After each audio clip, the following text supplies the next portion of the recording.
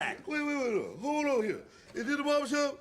Is this the barbershop? Yes, it is. It's the barbershop. Yes. Wait, I mean, we can't talk street in the barbershop. Then where can we talk street? We can't talk street nowhere else. You know, this ain't nothing but healthy conversation. That's all. You gotta tell who's the park down. It ain't nobody exempt in the barbershop. You know that. Ain't nobody exempt. You can talk about whoever and whatever, whenever you want to in the barbershop. Why you gotta tell? I feel like I'm losing my mind. Is everybody in the world blind? Please, Lord, give me a sign, a sign. I feel like I'm losing my mind. Is everybody in the world blind? Please, Lord, give me a sign, a sign. I wanna be the greatest. Everybody on the fake shit. I look around and feel like everybody is the fakest. I make this every day and I'm impatient, hoping one day I blow up from the basement. Statement, the top is so vacant. I don't hear shit that I think is amazing. Waiting for my day when I'm playing sold out shows for 1,000 faces. Hey, give me that crown, get in my way and to be put down. It ain't your place, all this my town. If I want that shit, then I'll get it right now. I'm losing it, the noose that fits some losing shit. A stupid myth, you choose to live or choose to dip. You choose to fight or lose your grip and lose a gift. I feel like I'm losing my mind.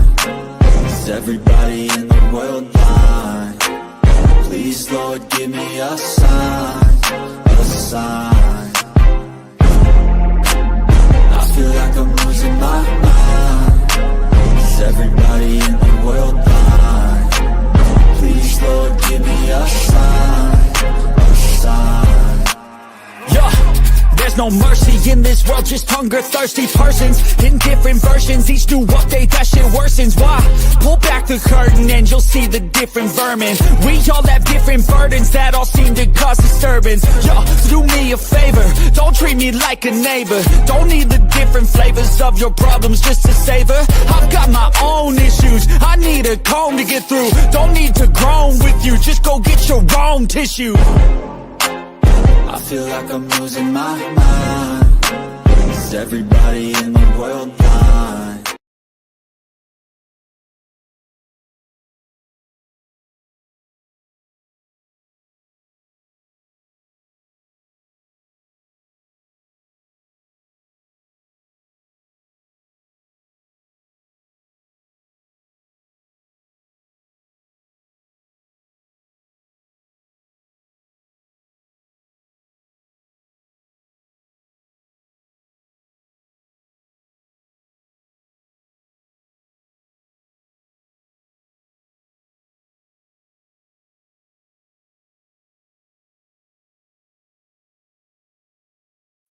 I'm just talking. The mute must have got me. All right, guys. Welcome to the Black Men on the Filter Network show. We are excited to have you here tonight. We're about to get it in. It's about to go down. This is going to be a great show tonight. We're going to be talking about what everybody has been talking about. But we're going to add a little sugar onto that spaghetti tonight because it's necessary to have this conversation. There's been a lot of scrutiny going on. A lot of Christians who are really showing their Christianhood in these past few days, and we're going to break down some things. And tonight we're not going to have any biases. We're going to equal the playing field, right? Because we don't want to hear nothing about no coons. We don't want to hear nothing about none of that, because we have too much information in the world of technology today not to have this conversation. So we're about to have this conversation. But before we do a little housekeeping, I want to welcome everybody to the show. Hit the like button, hit the subscribe button. This channel is not to be come on for free. This channel is not an EBT channel. This channel is a channel that accepts donations, and I would love to have your donations. A lot of people are committed, and they have joined this network and have joined it, and they pay their monthly fee because they support the channel. If you look at the bottom of the if you look at the bottom of the chat tonight, you will see that you can give a cash app. It'll be a $sign there, or it'll ask you, do you want to join the network? You can give you can give a super chat and or join the network, or do both to support Black media, because this is Black media, guys. And so I want to make sure that you support the channel, because what we do right now and the shows that I put on for you guys are not free. This is not free. Let me say it again. This is not free.com. Everything you see from editing, from music, from everything It's not free, guys. And so go ahead and make a donation to the channel. You'll see the super chat at the bottom. If you do want to give a cash app, you will see that ticker at the bottom of the screen in a few seconds where you can give by cash app if that's the only way you can give. All right. There it is right there. Thank you so much. While scrolling at the bottom of the screen. All right. We're about to have this conversation tonight. Now, I do want you guys to come up. I do want to hear what you have to say. Now, if your hair nappy and you look too crappy and you don't want to turn your camera on and come up, we understand that. We just ask that you stay in the chat. All right, because we believe over here at the Black Men Unfiltered Network that if you have something to say, your face should be in the place, your face should be in the square. And so we believe that, and it gives good sight. So when people go back and watch it, people know who's talking, and there's not a big black unprofessional box sitting there with a picture of you when you were 10 years old. All right. So I appreciate that. Thank you guys again for being here. And I want to go. We got a super chat now. Now, again, if you want to join the show tonight, please do so by hitting the StreamYard link that's in the chat. I pinned it at the top of the chat. If you do not see it, do not hesitate to put in the chat. Please put the StreamYard link back in the chat so I can get you guys on the platform tonight. Shout out to my co-host, the Velvet Voice of YouTube himself. Lost in Translation is in the building tonight. Before I get to the super chat, I'll get everybody that's in here tonight. All right, let's see here. All right. Okay, marriage, politics, and sports. He said, damn, I was going to talk about this on Monday, but if this is a hot topic and must be discussed. All right. Thank you so much, man. I appreciate it. Let's see here. All right, 1 second. All right, it also says, Black Man Unfiltered and chat family, have a blessed and productive Friday night and great weekend. Stay consistent and healthy. Lost in Translation says, the Velvet Voice of YouTube, my co-host, he says, come on in. All right. El Cheapo IRL, hit the like button. All right. Lost in Translation said, I wish I could join y'all, but I got the vid. Damn, bro, that's a hard situation to be in, man. He said he feeling like trash, man. Prayers are going out to Lost in Translation. Lost in Translation, we love you, man, and we look forward to having you back on the show. Ready on Tuesday, because I got a special guest coming on Tuesday. You won't believe your mind when you see who will be here on Tuesday. They've already agreed to come over. Good God Almighty, it's going to be a great show. All right, so thank you for being here, man. All right, so we got our first cash app here. Super chat here tonight. $5 coming from Marriage, Politics, and Sports. He said, for the love of the game, looking forward to having him on the show tonight because he is a political mind himself.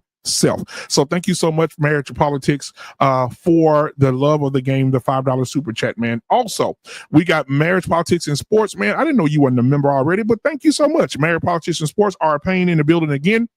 He says he is a new member to the channel. So thank you so much for being a member. Guys, if you're not a member of the channel, become a member of the channel, man, please. And that will help the channel a lot. So I appreciate you guys for doing that. All right. We got Trey in the building tonight. What's up, Trey? Trey said, typical boomer, late to the party, laughing my ass off. Thank you so much, Trey, for being here tonight. All right. All right. Curtis Moore, man, one of our biggest givers, man, gave big again tonight. He really loves this channel. He really gives to this channel. And so I appreciate Curtis Moore so much tonight for giving the $49.99 super chat, $50 at the beginning of the show, $50, man. So that lets you know right there that this channel is moving in the right direction and people are supporting the channel and they're doing what they do the most. And so Curtis Moore, man, you are the sponsor of the show tonight so far. He said, what's up, BMU? Sad week in America. I hope you and your family is well, brother. Here's a couple of bucks for the network. Blessings, man. Thank you so much for the $50, Curtis Moore. I appreciate you, my brother. I appreciate you, man, so much. And for that, man, I got to give him a little something at the beginning of the show here. Let's see here. What I want to give you tonight. Let's see. I'll give you the violin tonight. Here we go. Oh, let me slow it down. Rapping with the singing, I be singing. You can get it all free like welfare. Back to the beginning. Know what I told ya. I got 2 degrees. Now I'm dumb rich. This sound like some 718 shit. The living weirdo on the same shit. Damien, let's go violinist.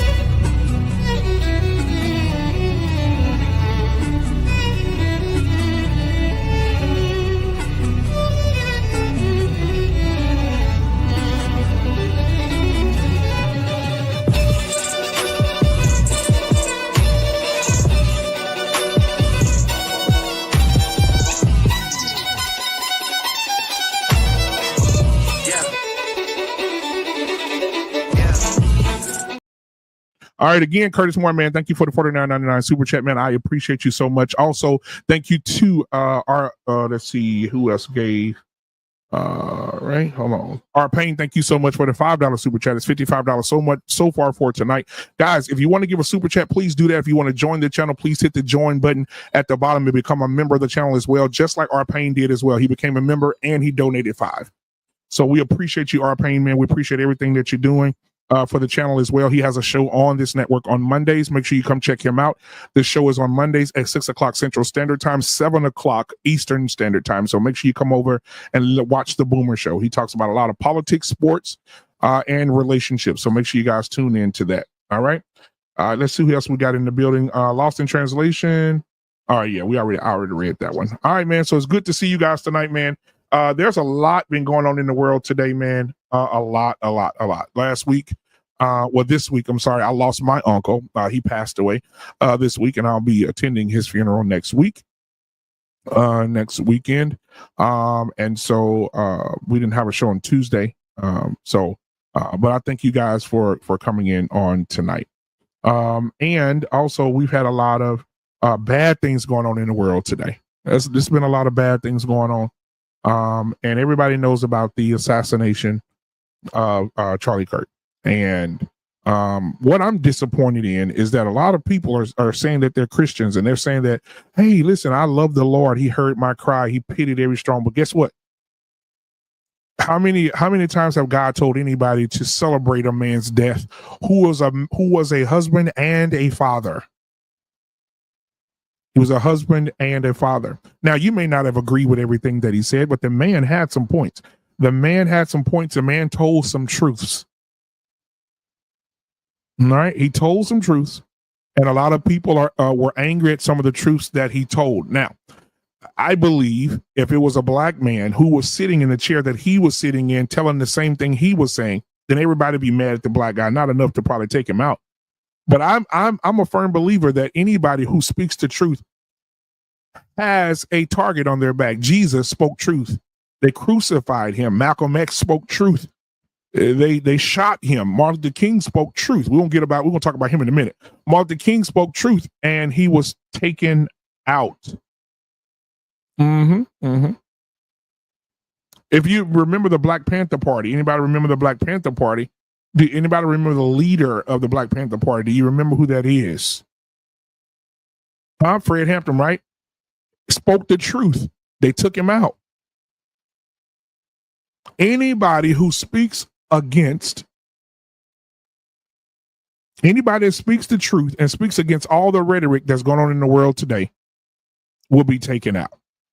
John F. Kennedy, which was the most beloved president by black people before there was a Bill Clinton, they took him out. They took him out. John F. Kennedy started talking against all the things. He started talking against secret societies. He started talking against all the things, the bad things, and guess what? They took him out. Bullet to the head. If you speak truth, your life may be on the line. That is a fact.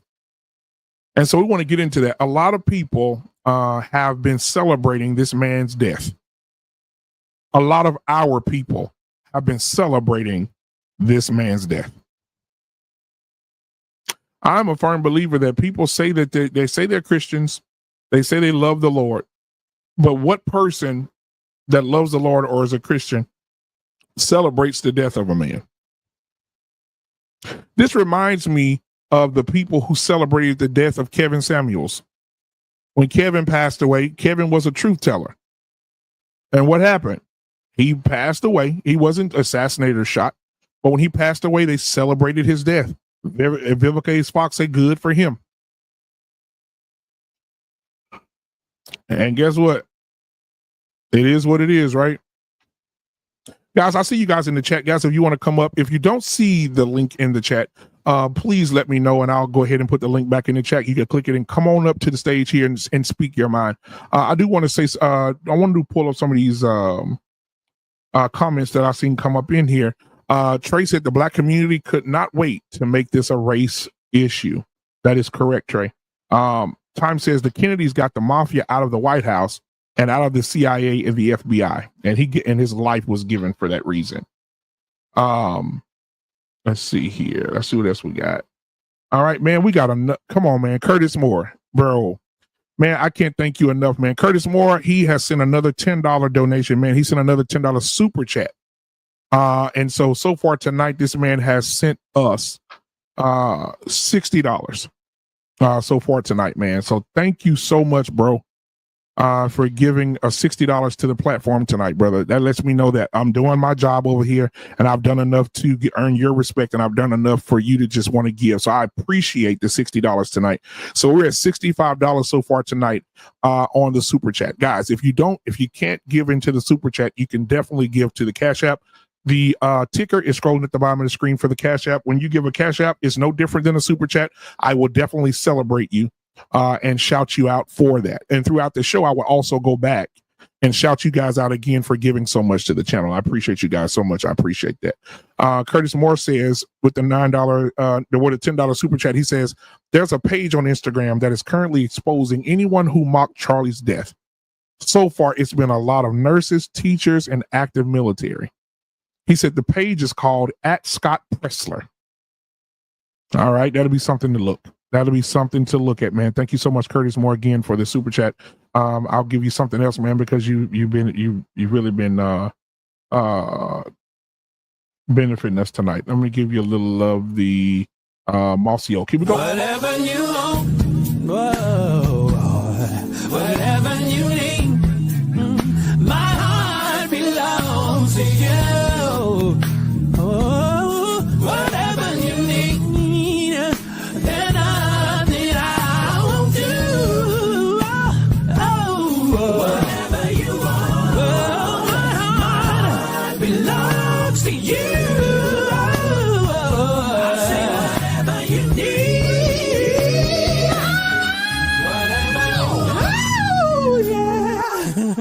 Whatever you need, my heart belongs to you. Whatever you need, there's nothing I won't do. Whatever you want, my heart belongs to you. All right, man. Thank you again for that $9.99 super chat, man. I appreciate you so much, man. Guys, if you want to give like Curtis is giving, man, just go ahead and hit the Cash App scrolling at the bottom of the screen, or you can go ahead and hit the super chat, man. I'm so blessed and appreciative of you, Curtis Moore, tonight. Also, our pain tonight as well for the $5 super chat, man. So I appreciate you. We're headed on up with the appreciation. We're headed on up with the guys who are giving to the channel. So guys, if you're not a member of the channel, you can also join and become a member of the channel as well. All right, we pay for Netflix and stream to Netflix to be entertained. You guys come over here, you could definitely hit the join button and be entertained over here 7 days a week, because we're running shows every day of the week on this platform. So if you're entertained here, come on, man, you gave Netflix your $17. Hey, you can choose what you want to give over here and hit the join button and become a member of the channel. I appreciate it. All right, so Trey says disgusting people will always exist. Amen. He said a quote from Paid in Full: ninjas die every day, B. All right. What we know podcast, JT's in the building, man. What's going on, man? Good to see you. He said be up there in a minute, bro. Let's see. Time says he passed away and all the women would celebrating him. Look at Vivica Fox and Claudia Jordan now. Karma. Israel looking for she's looking for a man that's 60 years old. You're absolutely right. I saw the video, just a sidebar, of Claudia Jordan about 5-6 weeks ago. She was doing a show and she interrupted the show and said, I need a man. I need me a husband. I'm tired of paying all these bills. I'm tired of being by myself. But then the internet is undefeated. Somebody made a side-by-side video of her saying 5 years ago that she didn't need one. So yeah, I saw that time. Thank you. I appreciate you, brother. All right, Trey in the building, man. Trey says the system doesn't like any man, any man, black, white, or otherwise. What galvanized young men of fighting age? Oh, I got you, Trey. Mandrell said, hello, everyone. All right, again, guys, if you want to be a part of the show, please do so. If you don't see the link in the chat, please let me know. I will put the link back in the chat. If you can see the chat, the link is pinned at the top of the chat. All right. So again, back to what we were saying. I believe that the celebration of this man's death is very sickening. I believe that sitting there watching that man get shot, and then his wife and children were to the right of him. They were there. Those, that 4-year-old and that 6-year-old, I think it is, they were there and saw their father be assassinated. His wife has to live with the vision of watching her husband, her provider, be shot right in front of her. So she's going to be under a lot of trauma. Those kids are going to suffer traumatically under a lot of trauma. And for you ignorant people, from D.L. Hughley to pastors, I'm looking at Jamal Bryant, making jokes about it. I'm looking at TMZ and seeing people laughing at TMZ once the announcement was made that the man died. The mics were hot, and you heard people at the TMZ headquarters laughing at this man's death. This is a terrible thing that's going on in America right now. And that's why the name of the show is There's No Coming Back from This. Once you cross that line and we start celebrating people's death because we disagreed with their opinions, we disagreed with the things that they said, and we just feel like people should just die and we should just take people's lives because we disagree with them.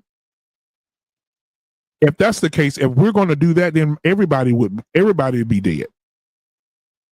Because everybody's going to disagree with some of everything that you're going to say. So that means if you disagree with what I say tonight, if you disagree with me tonight, that means I deserve to be taken away from my children because you disagree with something that I said. Are you willing to take my life because you disagree with something I said? And then when you say this man is taken from his wife and his children, then now people want to call you coon. People want to say you a coon for stepping up for this man. I was, you know what? I was sitting online. This man, Charlie, he was telling some truths. Now, some of the stuff you may not agree with. Again, you're not going to agree with everything everybody says. However, Charlie was telling some truths about our community. He was telling some truths about the legal immigration. He was telling some truths about college. He was telling truths about education. And he gave that smoke to everybody. He didn't have no pickers and choosers who he gave the smoke to. If you go back and watch his videos, he gave smoke to black, white, Chinese, Japanese, Mexican. He gave it to everybody. And so when people say that he only picked on people of color, that's not the truth. However, we got another super chat in the building tonight. We have $10 from Antoine. Antoine, thank you so much for the $10 super chat, man. Thank you guys so much for donating tonight, man. I appreciate it. $50 from you, $5 from Arpain. I'll go through them in a second. I appreciate you.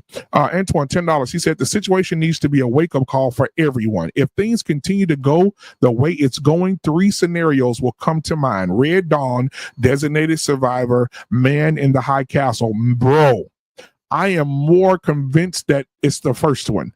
If you guys have never seen the movie Red Dawn, there's 2 versions. One that came out in the 70s, the second one that came out in the 2000s, the 2015-ish year, I think it was.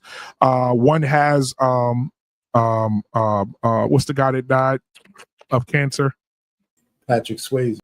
There we go, Patrick Swayze. And then the other one had, you come on up and get Arpain in here. Welcome to the stage, Arpain, tonight, man. I appreciate you for being here, my brother. It is good to see you, man. But yeah, Patrick Swayze is in one, and then in the other, let me give you a hand clap first.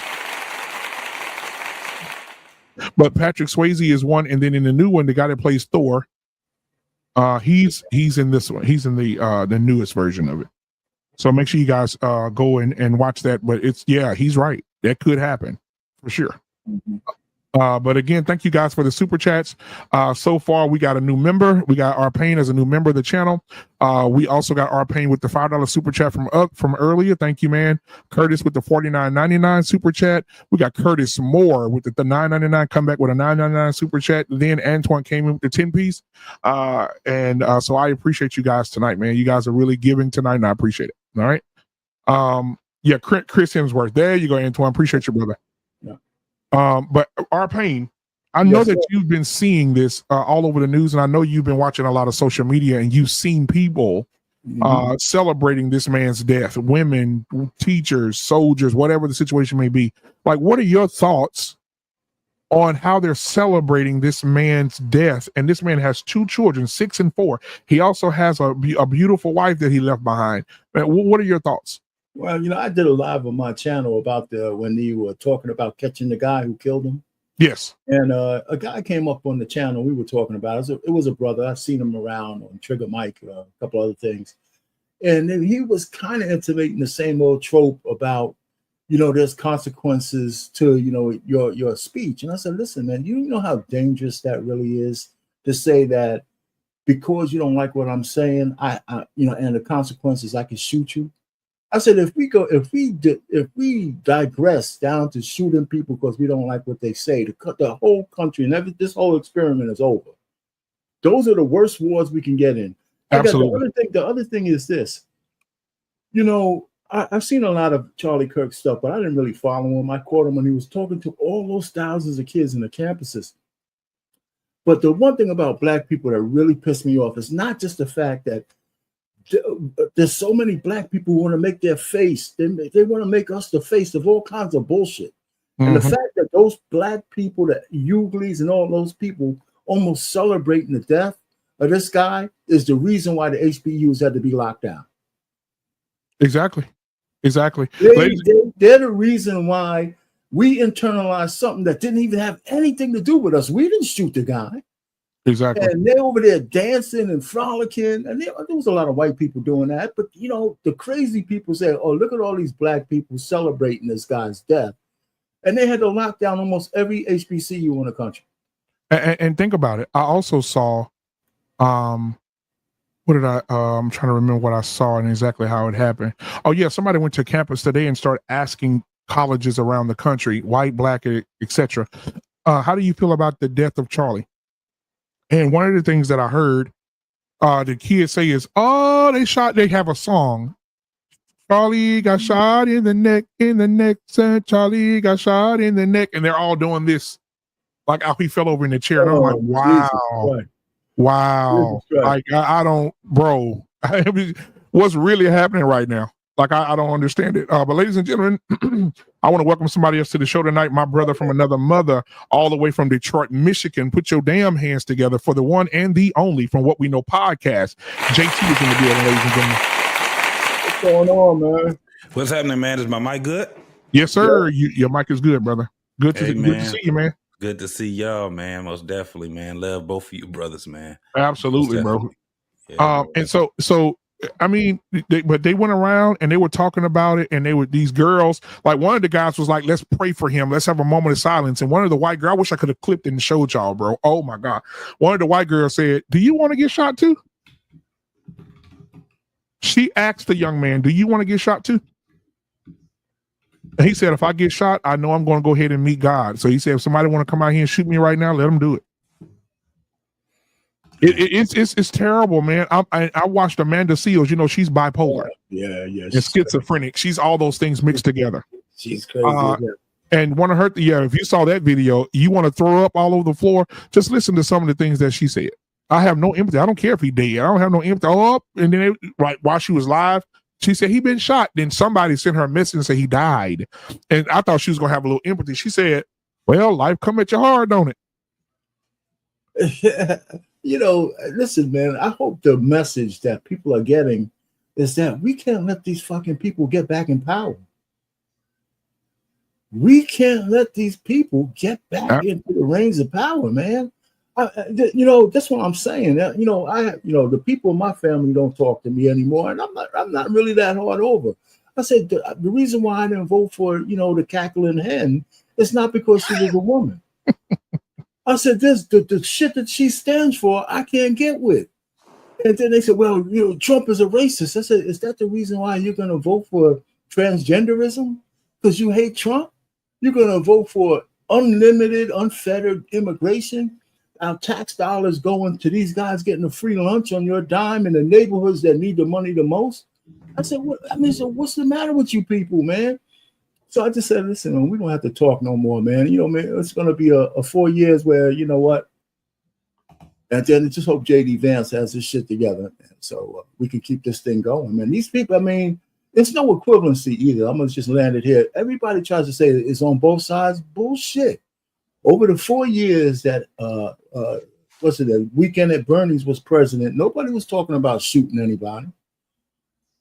As bad as it was when the Democrat Weekend at Bernie, right. I mean, nobody was talking about, even if there was rhetoric, it wasn't deadly rhetoric. So the one thing I find about the left, when they can't win an argument on logic, they immediately get violent. They immediately get violent. They want to cut you off. They want to curse you out. They name call, and then they get violent, man. They just do. So it's really bad, man. So anyway, yeah, so it's not that we don't have to be Charlie Kirk lovers. Just being a human being, seeing somebody get shot like that, you can't celebrate that shit. You just can't. You're right. JT, what's up, man? What are your thoughts, man, of what you've been seeing all over the internet with Charlie Kirk being assassinated in front of all these people, and people are celebrating the death of this man? Well, that part is definitely disgusting. This is showing people's how cowardly people are. I've been on a couple of panels yesterday. Shout out to Mr. Fantastic. I was on his panel yesterday, and it was just disgusting to hear how some of those men were talking. Their biggest thing is that when you speak the way that he speaks, and you're racist and you're this and that, hey, things like that just happens. And their whole thing is, well, he's a racist. It's like we took one step forward. Let me tell you exactly where my stance is. I think I've been probably looking at Charlie's stuff for probably the clips were probably for about 8 months in all. But when I started looking at the debates and seeing what he was doing in the debates, and for him to do the tours on the college campuses and things like that, I was like, that makes a lot of fucking sense. Makes a lot of sense. These are supposed to be our best and our brightest, right? The future. I believe the children are the future. Teach them well and let them lead the way, type of things like that. What we all know, and we've talked about it on this panel and on other panels also, college indoctrinates our children to the point where they all end up being super liberals, right? Or at least they're exposed to a lot of super liberal shit.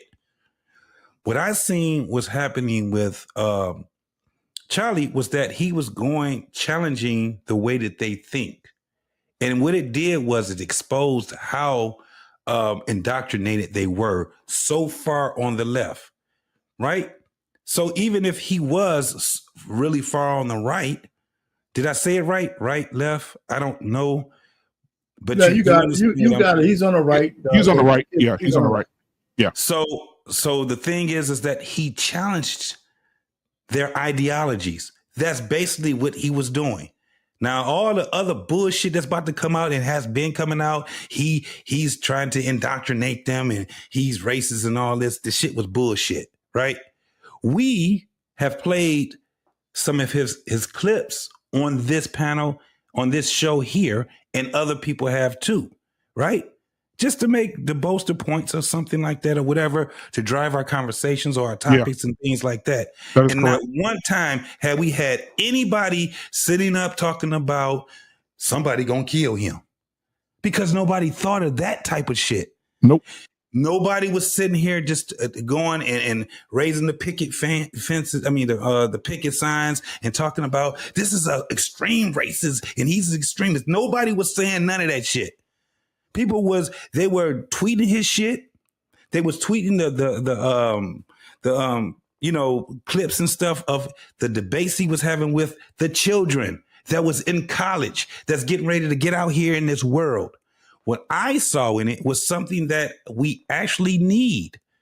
We need to challenge each other's, regardless if that man is a damn racist or not. That's not, who cares? We all are racist.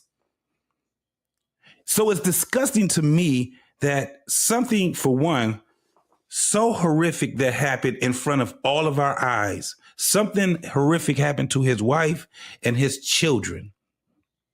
to the point that they may never recover from this. And now what puts salt on the wound is that you have strangers, people that knew nothing about him, celebrating and dancing on his fucking grave, and he ain't even in the ground yet. That's correct. That is correct, sir. The other thing that disgusts me is black people have to make everything a fucking race situation. Like we had a whole, man, it was social issues that the man was speaking on. And now what we was on that panel, and I knew what was going to happen. We already know how the script goes. We sitting here talking about, it was supposed to be at a point where we're talking about,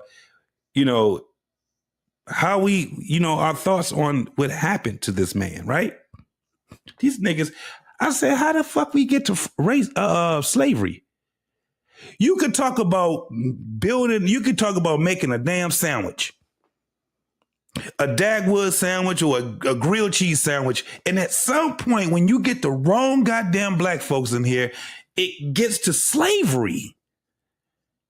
And ain't nobody ever even experienced slavery at that capacity. But we always talk about that shit. And then when they get to the slavery shit, then we start talking about Jim Crow. Nobody want to talk about what's happening right now, 2025. One of the worstest things that ever happened to our society was they were integrating our men, specifically black men, as being fucking punks. You don't hear nobody talking about that dumbass shit. We got our damn women out here growing up single, lonely, and dying at a rapid rate. And guess who's killing them? Each other. Correct. They running each other over with cars. They're going out here and shooting each other. They having wars on Facebook and IG. And then when you have somebody that sit back and they talk, whether they racist or not, and they say, listen, I'm going to go out here and challenge out y'all thoughts. And they start talking. Guess what happens, y'all? The shit comes up with race. We in America. It comes up with sex. It comes up. Nobody talked about when he was against goddamn the abortion. Nobody talked about when he was saying, listen, we need to let them damn punks stay punks. But y'all got to do it over there. That's what I'm saying. It's disgusting to me because now it's a race thing. I'm so, man, I just got to the point, bro, and I ain't gonna lie, I'm very calm now. I'm glad I am who I am now, because if y'all would have caught me 2 years ago, nigga, I've been on these panels just arguing and going back and hollering and all that shit. I don't do that no more, bro. I remember. I got footage of you, sir. Yeah, I'm done. I'm a lot more smarter. A lot more. Yeah, bro, it's really, really bad, man.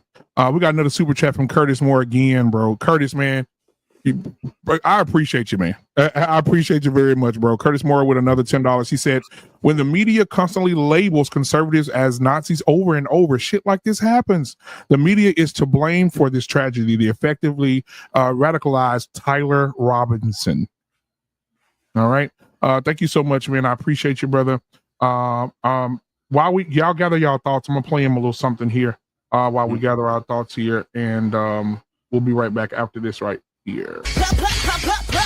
They said big bag bitch, get to the bag. They said big bag bitch, you want a snack? Well, this big bag bitch, she got the stack. So put big bag bitch clothes on the rack. Ooh, on the macaroni, move and shake it for me. Ooh, we shaking and quaking, the brands are phony. Ooh, the brands are phony. Ooh, they need a Tony, they need an Emmy, Oscar, Grammy, cause the shit baloney. The way they be faking like they're making all the sizes. If you ain't got at least a 4X, you ain't trying. Ooh, so give it to us, baby, give us a got. Give it to us when we step on the spot. Ooh,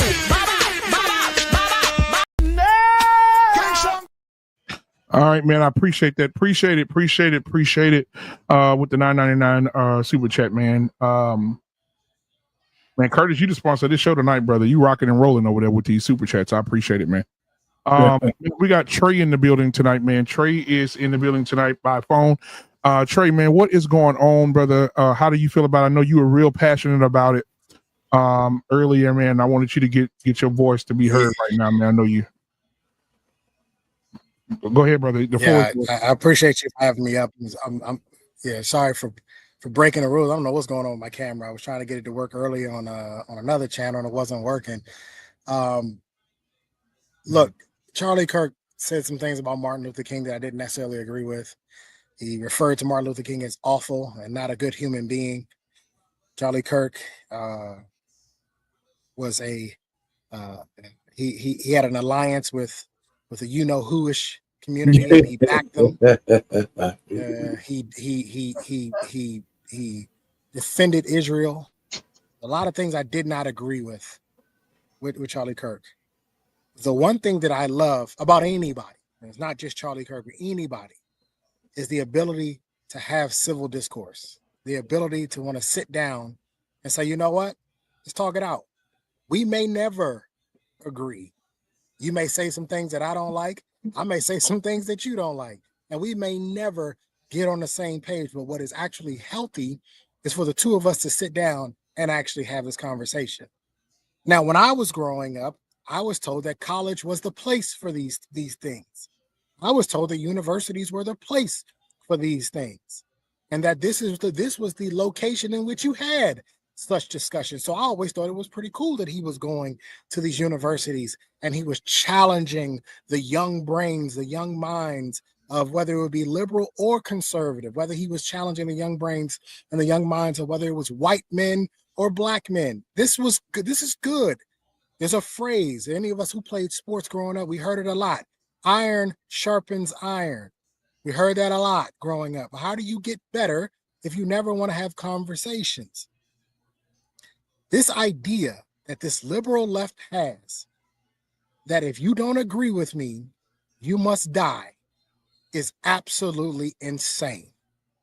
It is the most outrageous. I don't even know how to fathom it because it just doesn't make sense. It's not something that even it just doesn't I'm even having a hard time putting words together because I have never thought that way. I didn't like President Barack Obama. I don't think he should die. I don't think that, you know what I mean? Like I can't even fathom it. I thought Joe Biden was the worst president in the history of this country. He doesn't deserve to die. And who do you think you are to not only celebrate the life, but to say that you thought that this was the proper move? You're not God. You're not God. You don't get to. We don't get to play those games.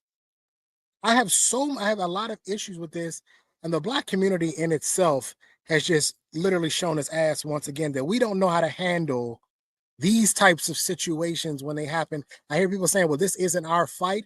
It's not about it being our fight. That's irrelevant. It's not even, it has nothing to do with whether or not this is our fight. I've heard them say, well, what do I care about a white man getting shot? Okay, well then don't get pissed when white people say, well, what do I care about a black man getting shot? I don't want to hear it. Don't get angry now because you set that standard and said, okay, well, we shouldn't care about white deaths. Okay, well then they shouldn't care about black deaths. Because Lord knows we're not doing enough in our Black communities. Everybody's pissed about Trump. He wanted to send the military in everywhere, but I'm confused. Do you not want safer streets and better schools? I'm confused. I don't know what you want at this point. I don't understand the left's thinking. I don't understand that you're supposed to be the party of tolerance and love, but all we keep seeing is violence. You try to clip the presidential nominee, Republican presidential nominee. What I saw, and I immediately, because I was on my computer and I got the U.S. Today. Was it no? I was watching Coach Greg Adams, and they were putting it in the chat that Charlie Kirk had been shot, and I immediately went to my X account to go, and it was already up. It was already up. And the difference between this and JFK, which happened in the 60s, is in the 60s, there was no 4K. I watched the blood pump out of this man's body. I honestly thought, with all due respect, BMU, I thought it was a Quentin Tarantino movie. Yes. Man. It was like it was cinematic for sure. I thought I was watching Django. I was like, is this real? I really meant that in the days of AI and all that. I was like, is this real? Yep. And then come to find, I'm like, oh, this is real. I'm like, wow, they just really peeled his muffin cap back in front of everybody. Like, and nobody, there were people celebrating, there were people grabbing MAGA hats. I'm like, yeah. And so here's the thing. I'm not one to Bible thump y'all to death. Y'all know me, y'all know how I get down. I don't Bible thump you.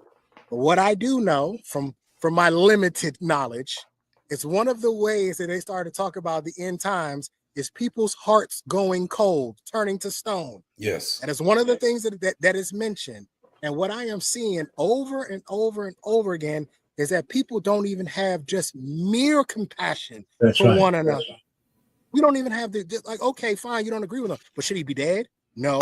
You are on X and Twitter and Instagram. You are jumping and singing and they're asking you about it. And you're saying, well, I mean, he said some things that were incendiary. Yes, that's true. He said a lot of inflammatory things. He's a commentator. They all do. Hell, I say inflammatory things all the time. I don't think nobody on this panel have not said something inflammatory, Trey. That's the crazy. We're all guilty. We're all guilty of it. Yes. And that means that nobody should die behind it. No. And I'll land it here. Ultimately, I feel so bad for his kids. Y'all know I got a soft spot for the kids. Yeah. I feel so bad for his kids because not only were they there to witness it, but they're going to see it over as they get older because those videos are never going to go away. When somebody doesn't like the kid, they're going to say, well, this is how your daddy died. And they're going to show them. They're going to do these things. And somebody's going to have it as a meme. They're going to have it as a meme. Absolutely. JT, like I feel so bad for them because nobody, I don't care who you are, should have to witness that as a child. And now we have a wife that the man preached Christian conservatism. He said get married. Yes. He said he was good. He said that a nuclear family was a good. This is all the stuff that I hear day in and day out on these panels. Day in and day out. Oh, we need to get the nuclear family back. Anton Daniels will throw the nuclear family down your goddamn throat. We need to get the nuclear family back. We need people to get married. We need to be doing this. And that's all this man was trying to get people to, hey, go find a wife. It's okay to get married young. I got married young. He was only 31. I got married young.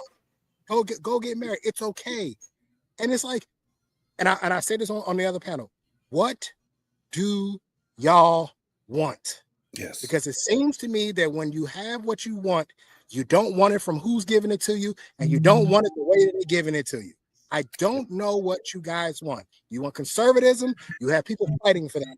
You want cleaner neighborhoods and better schools? You have people fighting for that. And then it's always an issue. Well, I don't like Trump, or I don't like this. And it's like, what do you want? Sit down, the Black Council, the Black Tribunal needs to get together and figure it out. Because it's what I see is we don't. Uh-oh. He clipped out. All right, man. Yeah, that was good one. And we are as divided now as we have ever been. Tree he must be driving. Yeah. I'm gonna say something right now that's not gonna be sexy. Even if we look at Martin Luther King, right? He was a good man. He stood for civil rights movement. But did anybody on this panel know that Martin Luther King was the first recipient of the Margaret Sanger Award for his contributions to helping Black women in the community get abortions? It's in his fourth book. It's in his fourth book. Yes, I knew that, and I also knew that his right-hand man was a gay man. Yep. And was married to a white man. Go look it up. The last name's Rustin. That was his homie. Yeah, Martin Luther King was a socialist too, right? I mean, it's a socialist. Well, he was. Yeah, he was more communist. I think he was more communist than anything. Anything else? Yeah, you got to remember also that it didn't start with Martin Luther King himself. His family, bro, was targeted like shit. His brother was killed. His mom after him, and what was it, 1980 something, where she was murdered. His mother at the organ. You know, it's like all of these. I'm sorry, man, but the point really is that none of that negates some of his good works. And you know what I'm saying? None of that really negates his good works. But the other thing is that at the end, he started to say, "Am I doing the right thing?" And he started changing his tune. Yeah, he said, I've lived long enough to see my dream turn into a nightmare. That's what he said. Yeah, because think about how old was he when he got his first degree, his bachelor's degree? He was young, man. He was fairly young. He was in his 20s, like he wasn't even 24 yet when he got his bachelor's degree. He was 15 when he graduated from high school. So this man was a scholar. By the time he was in his 20s, he was a scholar. Think about when he died. He was, 36 years old? We all older than him right now, right? So it wasn't a point where he was trying to appease the people or try to be something what we call nowadays a panderer. He was doing what he thought was right. And that takes courage to do it. And it takes a thought, especially when you're out in the public, to say, I may not even live doing this stuff. When you start seeing how many people are against you, you know, it's kind of like we say something and we stand on it and we think that is the right thing to say or do, or, you know, and we find out that we have more enemies now that we said it than we intended on having, because we are hearing what the people are saying that their grievances are. And then we'll say, okay, well, we're going to address it. We're going to address that. And when you start addressing it, now you got enemies. We already know that man had a 39%, when it came down to just black folks, 39% approval rate. 39% approval rate. And most black folks were saying that he was a troublemaker. He was sitting back and he was out here doing shit he ain't got no business doing, right? That's what, during the time he was living. And then when he died, then you start seeing everybody, oh, that shouldn't have happened. They killed Martin Luther King and all this. The black people did not like him. You're absolutely correct, sir. So when I heard, when I hear people talk now, and you have people that are just, they I don't even call it bravery, man. They just saying what it is, and they just ain't scared of shit when it comes down to it. They're not scared that, I know I got people that's going to be against what I'm saying, and I'm just going to stand on it. And it could cost me my life, but I'm still going to do it. To hear black men that sit back and say, if you don't want to die, you need to shut the fuck up. Yeah, I heard that today too. Mm-hmm. So I'm listening, because my whole thing was this. Let's go back to my man Kirk, right? That message, and you know, I'm just still rolling over in my head because I'm still kind of like still at shock at this shit, right? But the message that I got from there was, leave our kids alone and shut the fuck up. Shut the fuck up. We got our kids where we need to have our kids. And this is what my point was, that the man was going to the colleges. It makes sense.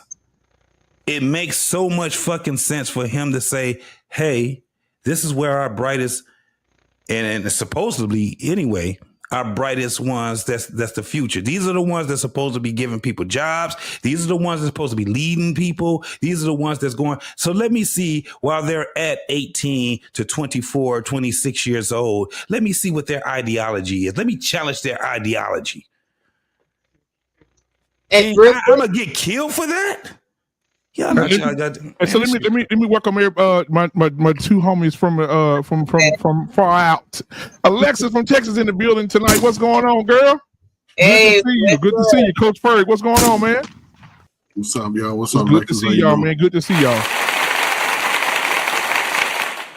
Alexis, I'm not gonna talk about your Kansas City Chiefs because and don't think I wasn't like.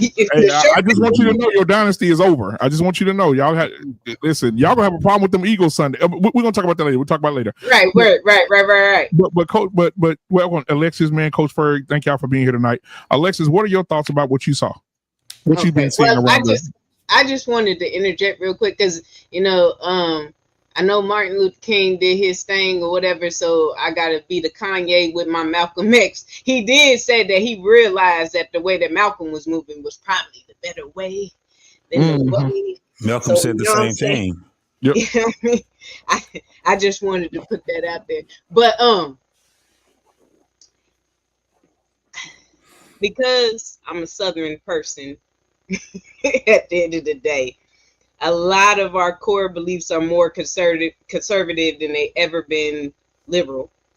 And I had to go back because I've listened to a lot of the people from that group, as far as like, you know, Kurt, Matthew Knowles, Candace Owens, you know, a lot of them are all in that same Candy, type that's of, my girl right there.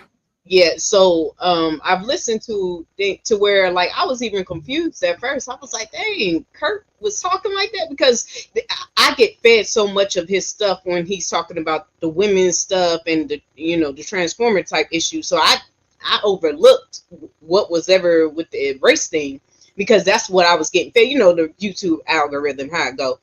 And I went back and, you know, like other Trey had said, he said some things that I was like, that's kind of, you know, and I can debate some of those things that he said, but it was like I could have that conversation. I wouldn't need to, you know what I'm saying, go there. When it happened, I remember the first thing, like one of the things at first I said are, you know, prayers for him and his family, because they hadn't announced if he was gone or not. And people were putting the video out there, and my uncle came in here. He was like, oh, the video. And I was like, I don't want to see the video. I have not seen the close-up video. Because also I am a person, a victim of gun violence. So I'm real, like, when it comes to those sites, I don't want to see them. And I remember after they announced, I had said, this is my point. You remember we used to have the conversation of a good guy or a bad guy with gun. And I'm at the point to where we need to level cowards. I don't want cowards with guns. You know what I'm saying? If you can't have a, you know, a conversation, like in the stance of what he was doing, like I said, he was having conversations. If you can't articulate your points when that is the basis, he didn't come out there saying, oh, whoever want to fight me about my point, he's having conversations. So if you can't articulate that point, or you can't hold your own in a fight, you don't need to have a gun. That's how I feel about it. That's what I post. I was like, because this is getting too much. And like breaking down like that, I had to answer. One of these girls had made that post about his comment about empathy, and I responded to it as far as empathy and sympathy. Like, you can have empathy for his thoughts as far as understanding where he was coming from with the empathy comment, but you should have sympathy because this is an unfortunate event. There was no control he had in that event at that moment. So I would have sympathy, and plus she's a mother, and anybody I'm like, you know, even if you don't have kids, but still, like, you should have some sympathy on that level because you are there. But I'm not gonna lie, you know what I'm saying? Because here's my Malcolm X kicking in. Maybe we need to look into, you know, because maybe these Caucasian thugs and these Caucasian animals, like this white on white crime, like, I don't know if it's safe, because, you know, everybody, we're on the Charlie Kirk thing, but there was something else happening too.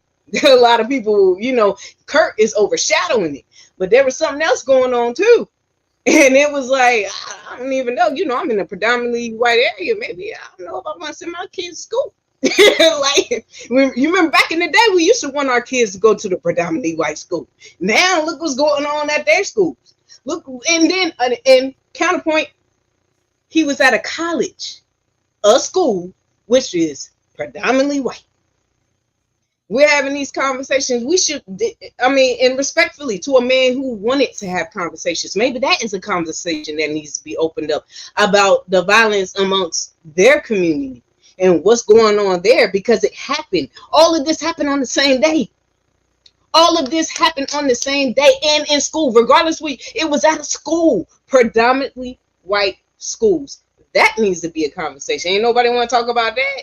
How this is kind of like turning, and like I said, respect to him and his family. Like I said, I don't agree with everything that he said. I'm not coming on here as a fan, and I ain't coming on here as somebody that hates him or whatever. I ain't got time to be hating on nobody. We got stuff over here that I'm trying to deal with. You know what I'm saying? Myself, like that's where we're at. But I can express some sympathy. My empathy as far as where it's coming from and understanding his platform and the things that he was doing with having a conversation. But it's just like that. I mean, that's my whole thing, to where it's like, if anything, I don't want to take people's guns away. But at the same time, it's looking like, what are we what y'all gonna do, people? What y'all gonna do over there in y'all community? What y'all gonna do? No, but it's not. This is the thing.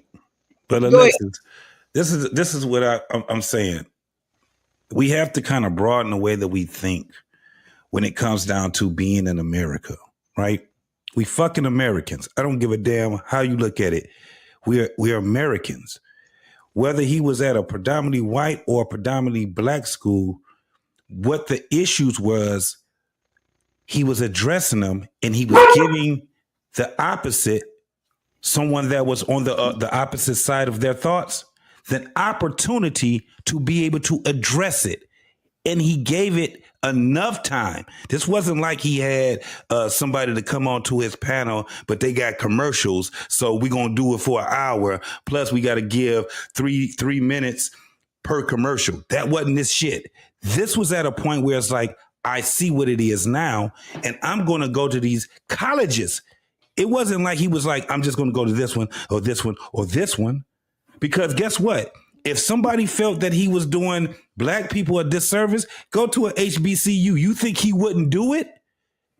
He was going to colleges. There was threats at the HBCUs because of this. Okay, so then he's not welcome. Not to listen. But that shows that this is an issue among them. We up here always talking about the issues with us, and we address those issues. This is their issue. No. That's why I have a problem with this whole thing of this is their issue. We are Americans. We live next door to white people. They live next door to us. We work with them. They work with us. We break bread with them. They break bread with us. We understand the differences between us, but we're acting. Listen to what I'm telling you. We're acting like JT. And this is all respect. Okay. So let me finish it. So when we're acting as if we're foreign, we in a foreign country, we would sit back and act like we on a team against white people. We ain't never been on a team that's against white people in 2023, 4, or 5. If we consider ourselves as black people as a team, then we the worst team in the world. If that's the case, then we want to sit back and then we want to start delineating. It's not about race, people. It's about bigotry. That's right. It's about all these other things, because if we're going to talk about that shit, then we have to be able to address our own bullshit. Then if we're going to look at each other and we're going to say we're on the same team, then we got to actually say then we're doing a fucking bad fucking job. Let me tell you one of the reasons why. Because what we do is we celebrate the demise of our own culture. We do, and we don't talk about it like we're talking about it now. Because when I say it, Black Man Unfiltered say it, R. Payne say it, Coach Ferg say it, we either coons, we don't like ourselves, all kind of crazy shit happens. So if we gonna sit back and now we want to start talking about black people is on one team and white people is on another team, then we gotta honestly and give an honest synopsis of ourselves. We are a fucking bad fucking team. Then we suck. Malcolm X said we can't have unity with others until we first have unity amongst ourselves. I'm just saying that I don't feel, just like how they try to come in on what was going on and how, like you said, brother, you up here speaking when there's issues amongst our community, you speak out against it, you give it when it's wrong, and I have heard you, JT, when it's right, you give compliment. Like, so I ain't even doubting where you at with it at all. But I'm just saying this opens up a broader conversation as far as, because maybe y'all need to have that conversation over there, because they for years they haven't. It's been always looked over and given excuses for this type of behavior in that community. And all I'm saying is that let me jump in though. Let me just ask her one question. Let me ask you one question. Alexis, do you? You know I love you, JT. Let me ask you a conversation, sis. I love you, girl. Let me just ask you this question, though, Alexis. Don't you think? Because I don't disagree with what you said about the white on white stuff, because this was a white on white situation. But you think that the HBCUs were under attack because of the way blacks behave and try to internalize this shit? All the black people celebrating on social media. You don't think that energized the white people to put the black HBCUs under lockdown? No, they said they had received threats, and that was the same day. The same day it happened, they started receiving threats. They were celebrating immediately. They were celebrating his death immediately. It was all over social media. Black people were making this shit, making themselves the center of this goddamn thing. The Uglies and everybody else. He ain't lying. I believe black people internalize like everything got to be about us. Just like you said, that wasn't about us. That was a white man killing another white man in front of a whole bunch of white people, and all of a sudden there's a bunch of black men and women jumping up and down, saying how happy they are. But y'all just but you know that we just capped on the part that this man talked about Martin Luther King Jr. Like, can I jump in? Can I jump in? Let me jump in. I'm just saying, like, we can look at it both ways, and I don't want to argue amongst ourselves about who's right or wrong in it. But it's just like I said, my point is that's an issue that they need to address and fix. Yeah, they're gonna have to fix it. And we're internalizing that. You know, I heard a lot of great stuff, man. You know, I agree with a little bit with everybody say. Yeah, Alexis, I agree with some of what you say, and I'll just focus on that from what I've seen. Right, I woke up to it that morning. I saw, you know, white boys, they got good video because they was up close, so they had a nice video. He was throwing hats and boom, boom, boom. And I understand the military mindset, because if you ever been trained how to shoot a weapon from far distance, you know how to shoot. You know how to hit somebody on the move. And you can aim center mass for all the slow people who don't know none of them. If you aim center mass, you may hit anywhere within this area. Anywhere. It don't matter. The person, you know, it's unfortunate because it was handicapped kids out there, kids from the high school, middle school, elementary school, grandmamas. He was a regular citizen. He was a white, pompous white boy. He understands his white privilege. He was a regular citizen. This shows that living in America ain't free. And you ain't free in America. And regardless of how we want to fight each other, because we fighting over shit backwards. We talked about Martin Luther King the last 6-7 years. I heard black folk all day talking about he was a cheater. He did all this 70 years after the man. That is true. Yeah, that's right. And now we talking. You know, hold on, Coach Fred. I want to interject just for a second. I want to add to what you're saying so you can keep flowing. They did find tapes of Mark. The CIA, FBI. Yeah, FBI had already everywhere he went. They bugged everywhere he went, and they had audio of him having sex with other women. And they would take it to his wife and give it to his wife in secret packages and shit, so she could hear him with other women. But why are we surprised though? We're not. I'm just saying. I wasn't. But what I'm saying is to find this. But you think about it, you find this out 40 years. You weren't even born when you. I was 2 months old when they took him out, and we got people 30 years barely graduated high school talking about, oh yeah, he found out he was a cheat. Man, they followed. It's all a part of the process. They took him out before age 40. This is a white dude in the prime of his. He's a regular student. I don't even think he graduated college. He didn't. That's what I'm saying. What are we arguing about for? I want to know what we arguing about. Right. Really. Let me get these super chats out the way real quick and we get back into it. Man, y'all cut me out one more time on. Say what? What did he say? Go Bird, what did he say? He said they cut him off, man. You know, he's bad. Go Bird. Oh, come on. Go Bird, where you at? Go Bird. Coach. Hey, Antoine said. It's your fault. It's your fault. Read the super chats. I love y'all, man. Go ahead. Antoine $5 super chat. He said at the same time of the Charlie Kirk incident, there was a school shooting that took place in Everton, Colorado. That is exactly right. When you come back in, Coach Berg, we're gonna talk about that too. Antoine, thank you for the $5 super chat. He sent another $5 super chat. He says, before we address the elephant in the room, we have to face the problems in our own community first. Mm-hmm. All right, as you were. Hey, listen, I'm just saying, I've been looking at it. I saw it early. I saw the shirt jump up. Before he hit the floor, he was already gone. You seen him still. And the shock that it put on America, it put a greater shock on it because you don't hear these buzzing politicians talking a whole lot. Listen, I understand the bigger picture in America, and this is why I say, brothers, this is a good time. This is a good time to start getting life serious. Listen, he's white. He's proud to be white. I'm proud to be a light-skinned black dude, but I only hear black folk calling me nigga. So learn these skills, get into these spaces. This is and listen, college people, whether y'all know it or not, whether how much debt they got, for all you welfare recipients, college going people pay that for you. They pay that. So stop acting like college is a bad thing. Go learn a skilled trade sometime. Start taking advantage of the opportunities because this time next year, things are going to shift. Those that sit around and keep talking black and white, you might be finding yourself out there picking pumpkins or something. If not, you better figure it out. Wherever. You know, he was against, like, he felt college was a scam, right? Right, that's right. He was talking to the people. College is a scam. Well, I'm just saying, just like, I mean. But he understood the process. He was trying to, the best people to talk to.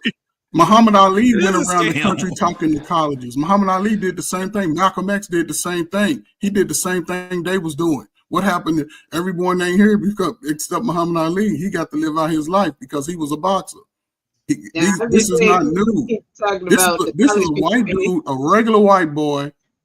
He understood being a father, being a man, and welfare. The biggest thing of black men we talk about as far as one of our biggest problems is this dumbass child support law that bankrupts the kids and everybody. He was trying to make a change, but again, he talk about, and the thing about him talking about black, I only hear him calling out the dumb shit that we sort of throw a blind eye to. I believe every kid got a chance to grow up and be ugly, just like all of us. Every kid, I don't care. Speak for yourself, nigga. I'm just saying, though. The kids need a chance. Leave the kids alone.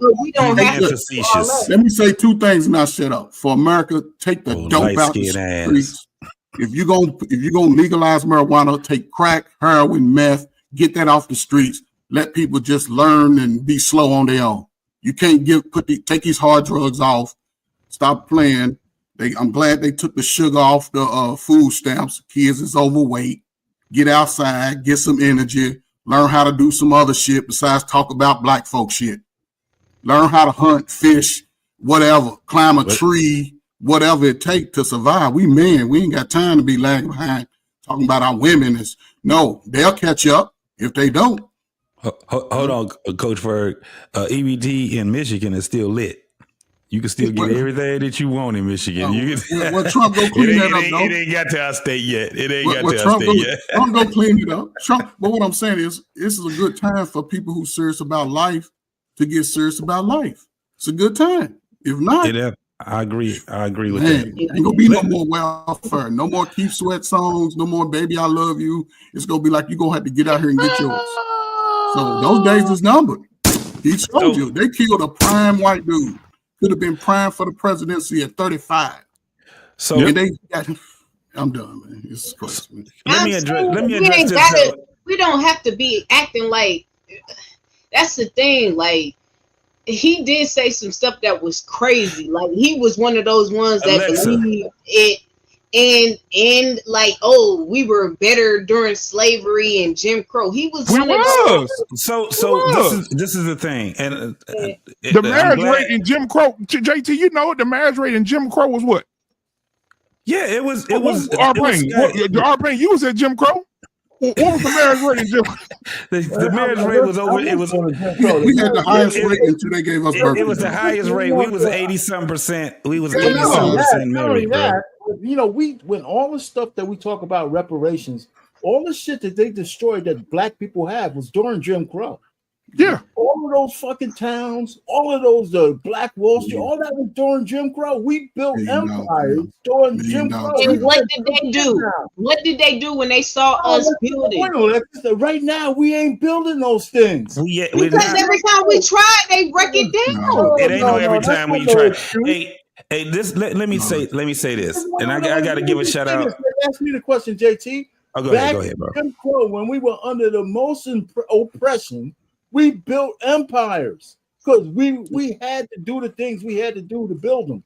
Today, we can't even have a panel without black people killing each other on a goddamn panel. Yeah, right. We hate each other. Black people. Black people. Who did we learn it from? Hold on. Former slaves were smarter. Former slaves were smarter. Former slaves were smarter than us modern lazy people. Former slaves did everything hands. I'm not saying they did everything hands on from the gate. Everybody was able to do things hands on. They built stuff from scratch. They created their own businesses. Who outside of some computer type of business, young black people don't want to do no labor no more. Yeah, but it's a process with all of this. This is why I said when I said earlier in the show, when I said we could talk about building a fucking Dagwood sandwich, and it's always going to go back to slavery and segregation. So my point is this: go ahead with your thing. What all the millionaires we have now? We should have empires. Yes, we should have empires. Yes, because we're integrated. We are fully integrated. That was my whole point. We are fully integrated into America, and we're still we got people that's born in the 2000s that are talking the same fucking talking points as people did in the 60s, in the 70s. That shit sounds crazy to me. When you talk about this, and we got to be careful when we start bringing up Martin Luther King and Malcolm X, because at their demise, right before their demise, they had a change of thought. That's basically what it is, because this is what scholars do. This is how they do it. When you talk about Malcolm X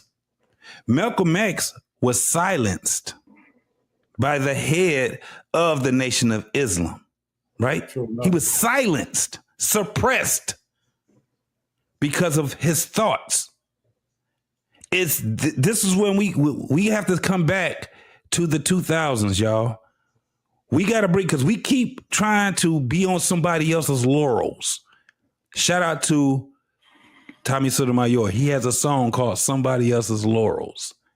When we talk about this whole thing in Tulsa, Oklahoma, it was a bunch of fucking stores. It was a bunch of we can't build stores. We can't build a fucking bank. We should be able to. The thing is our mindset is fucked up now because we're totally integrated in America. This is coming from someone that has been across the world, and I see how things go. When we're talking about something that just happened just a day ago, this was someone, whether he was white or black, that has something he wanted to do, and he was assassinated, murdered, killed, whatever you want to say, because of how he stood in this world. That's basically where this comes from. This ain't got shit to do with slavery. This ain't got, we as black folks, this is why I'm like, okay, well, most black folks need to stop talking. Because first and foremost, before this man even got killed, well, didn't nobody even know who the fuck he was. And I'm talking about black folks. You don't even know who the fuck he was. Now everybody wants to start doing research and talk about he's a white supremacist. No, you must don't know what a white supremacist is. I ain't seen nowhere where white supremacists got assassinated in front of millions of people millions, hundreds of millions of people now, probably billions now, because of their way of thinking. White supremacists don't get murdered like that. That is someone that's saying, hey, this is my thought. If that man was a nationalist, that's what he was. That's why I was getting ready to go, RP. We had a white man that came on this panel and other panels. Remember the nigga with the mask that used to come on here? He was a nationalist. Then this is the craziest part. He was a nationalist and he was an atheist. But he but he also said that he followed the principles of Christianity. That shit was wild to us. And we had extensive conversations with this guy. One of the things I took from him was that he said, yeah, white folks, we ain't been together in a long time. Tell me the last time you saw a whole bunch of white people at a family reunion. He said that. Tell me, we've been separate. Yeah, well, they do that and they get fucked up together and they do all the bullshit together, but they don't do anything with that counts together, right? So when he said that, it made sense to me to say, yeah, we're fully integrated because we're following the same behaviors that those folks follow. He's like, I don't have a lot of fucking family members that we go and we on Thanksgiving or something like that, we all get together. It's just a few of them. This is where black folks is now. Alexis, let's say we follow your method, right? Let's say there's a shift to follow your method, right? Your Malcolm X method, right? What is my method? You're as far as, separation. You support some form of separation? Let's just say that can happen, right? Let's just say, right? You Malcolm X, we separate. We Malcolm X, we ready to get on, right? Well, separate but equal. Yes. Yeah, separate but equal. Yeah, we want all the equals, but we won't separate, right?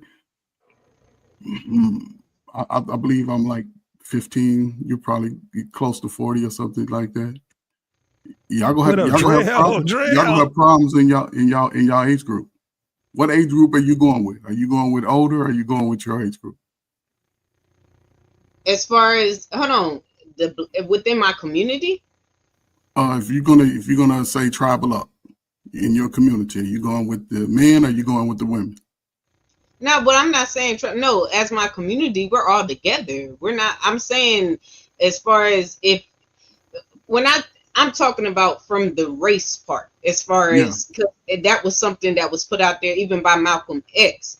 But I mean, now we are integrated. It is what it is, and it's. I think it is disingenuous, especially because I don't want to go on to the slavery part, but it's disingenuous to act like slavery didn't have an effect on the time of Jim Crow. Jim Crow didn't have an effect on the era of the civil rights. The civil rights didn't have an effect on the time of the 80s and when we really got able to actually say we were possibly free. And then those times having an effect on this time. Like all of that stuff had some type of effect to where we still are behind the counterparts in that other race. Like, so I'm not going to blame, and like we could all say like, oh my goodness, yeah, we're all this now, so why ain't we doing this? Man, the effects from when we were trying to get to just one point, like all of that has dragged on into this earth to where it's so hard for people. I've traveled. I've been in other places in other communities to where my mind frame is different, to where I'm like, oh yeah, I could go out there and look, if you put me wherever I'm at, I'm gonna make something happen. I love Texas, but if I have to go somewhere else, I'm gonna make something happen.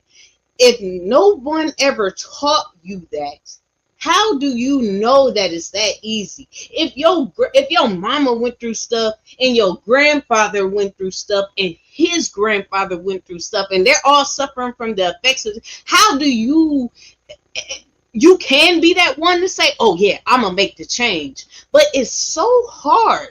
Have you, like, y'all know that if you're gonna get out and exercise, if you never exercise, it's hard to go out there and try to really push yourself to exercise and get in shape if you never had to do that before.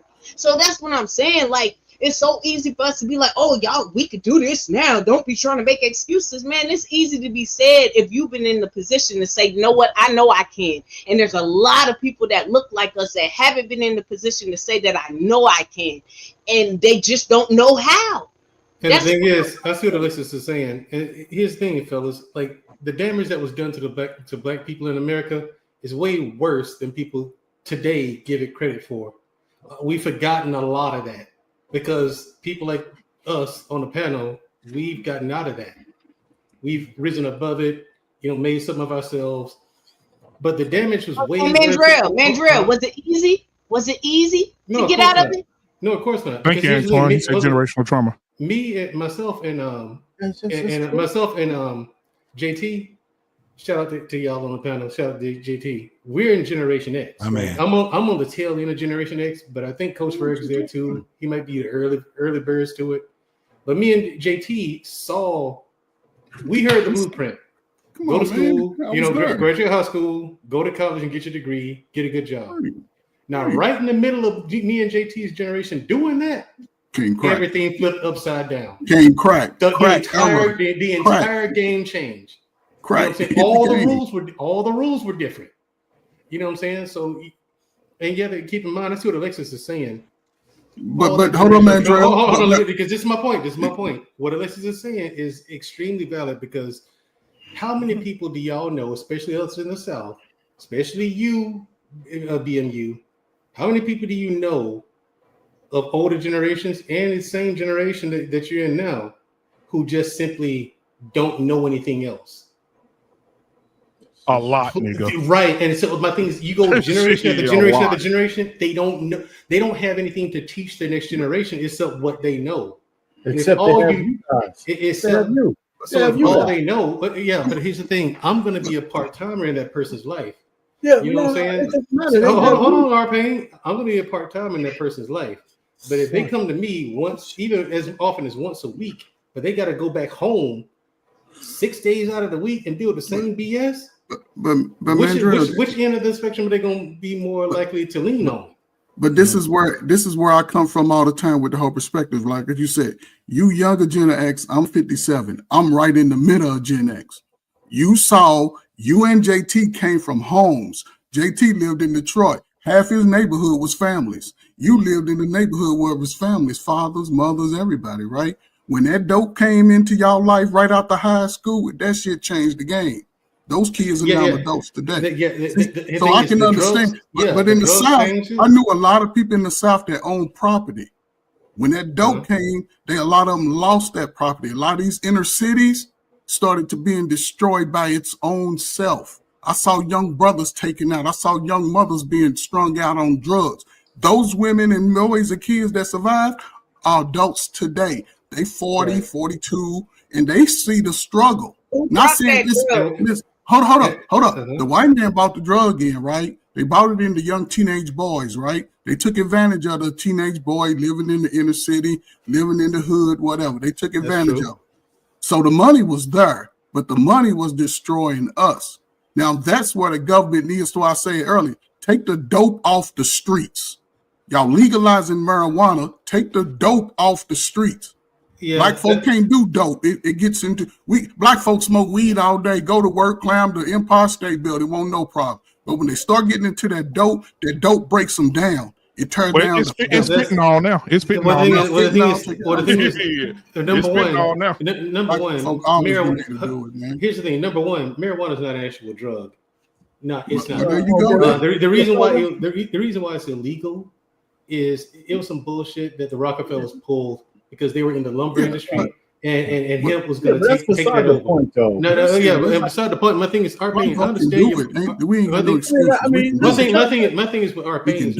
I understand R-Pain's point when he says there's no excuses, thus and so. I didn't say that. First of all, I haven't had a chance to say all you fucking guys are talking about shit where I've been.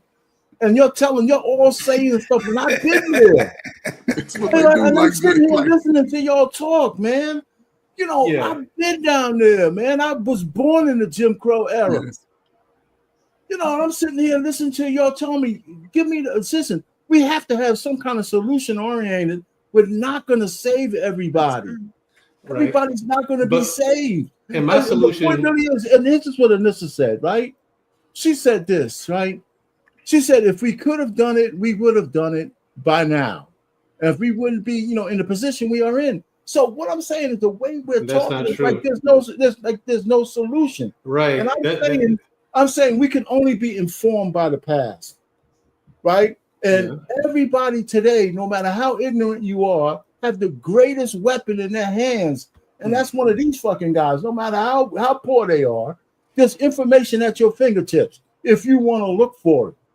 And I'm saying that there's an evolutionary thing that we have to go through. We're never going to be equal with the people who oppressed us 100 and 150 years ago.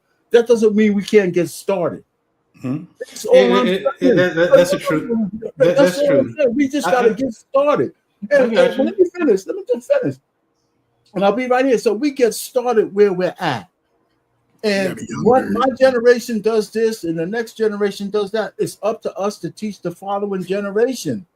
And if we teach them that all we are is victims of the past, we're not really teaching them that they could be the champions of the future. But like I said, so all I'm just saying is I know what I'm doing in my family, and I'm just trying to say, listen, I learned a couple of things, and I'm teaching my cousins, my aunts, my uncles, and shit. Like, so when you're working your life away, when it's time for you to retire, I want to put you in a position where you don't have to be the fucking greeter at the Walmart and have these young motherfuckers disrespecting you in McDonald's and shit like that, so you could live and survive. Right, so I'm catching my cousins and my aunts and those younger ones and say, you're still 40, you got 20 years to work. This is what you need to be doing. So that's each one teach one, man. And it comes to us, and we ain't gonna save everybody. It's just not. Okay. And I think I need to address this too while I'm here. Go ahead and get this out of the way. I'm done. I saw that video, Arpain. Like an hour after it happened, people are lighting me up on social media, asking me my opinion. This shot with Charlie Kirk, right? People are sending me the video and asking me, what do I think? I'm like, what do you mean, what do I think? I think like 8 people sent it to me. And then throughout the day, like at the end of the day, I had like 47 people sent me a video or either asked me about it. I'm like, what do you mean? What do I think of this? Okay, he got shot. Oh, okay. What's next? So but they're asking me about ballistics and tactics and stuff like that about it. They said, do I think it's a professional? I said, this is definitely not a professional. Absolutely not. Definitely not. Now, how do you know? I said, number one, that shot was from close range. Had to be. But then the next day, people are like, well, it was 200 yards. I'm like, yeah, that's close. That's close. With a bolt action rifle, that's close. It wasn't 200 yards, though. Yeah, it was. It was I thought it was 200 meters. No, because it was. If you look at the campus, it was sort of like an amphitheater setup, and the buildings were sort of low. That's even better. Even better, right? That's what I'm saying. It wasn't as 200 yards, but it was sort of 200 meters. Because 200 yards is 2 football fields. Yeah, that's what I'm saying. I understand the distance. That's why it was. They said I heard the news say 200 meters, but let's say because the news gets it mixed up, they're not going to get it correct. They're dumb. They're dumb. So it's about, let's say, about 200 yards, give or take. You know what I'm saying? That's what they're saying. Number one, no professional is going to take a shot from that close up. Okay. Number two, his perch that he chose. Now, it gave you great line of sight. That's good. But the perch he chose, no, you're on a rooftop. Yeah. No professional is going to be on a rooftop. You're too exposed. Well, what would you do since you know so fucking much? Okay, cool. Here's what I would do. I would find a building, okay, with a window facing the amphitheater. All right. And I would be inside the room. Not like in the movies where the guy's got the rifle outside the window. He's leaning outside the window. No. You're not going to know I'm there because I'm going to take the shot from inside the room. I have the gun set up on a table or something, and I would take that shot from there. And for me, I'm not going to be comfortable taking that shot anything closer than 500 meters. Right. So I'm going to be at least 500 meters. For getting away. In terms of getting away? No, in terms of taking that shot. Okay. Why do you need to be further away then? Because I want to get away. You just said that's what I just said. Okay. Because I want to take this. I want to take the shot, and I want to be able to get away, and my rifle will be suppressed. Okay. That's another thing because now you got sight especially we got cameras and shit now, Right. and then you have sound. At the end of the day, when a person gets assassinated, you don't hear the boom Right. exactly when you see the attack. Exactly. That's not going to happen. And here's the thing. I wish people would stop calling this an assassination because it's not an assassination. Yeah. This dude, y'all brought up Martin Luther King and Malcolm X. Okay, he wasn't that. He wasn't. Right. Charlie Kirk was no Martin Luther King, He no was a Malcolm regular X. citizen. Not even the white. citizen. Right, he was just a regular citizen. Regular citizen. I agree with that. And here's the thing. He's spoken some wild shit about black people. I mean, absolutely atrocious, wild shit about black people. So to answer y'all's question, why y'all so disgusted with people celebrating his death, that's why people are celebrating his death, because of the things he said about black people. Okay. Oh yeah, fuck him. He's going to jail too, or at least he's going. He's going to. So he's no Umar, whatever. Okay. You got to be able to pume. Right. Umar can pume. Okay. They put the bad joke when they found the gun, right? Before the That's video, another mistake. That's another mistake he made. As soon as they found the gun, I said they're gonna find this guy. Here's my thing. My thing is, if this is a professional, rifle, I should say. Right. If this is a professional, number one, you wouldn't leave it anywhere.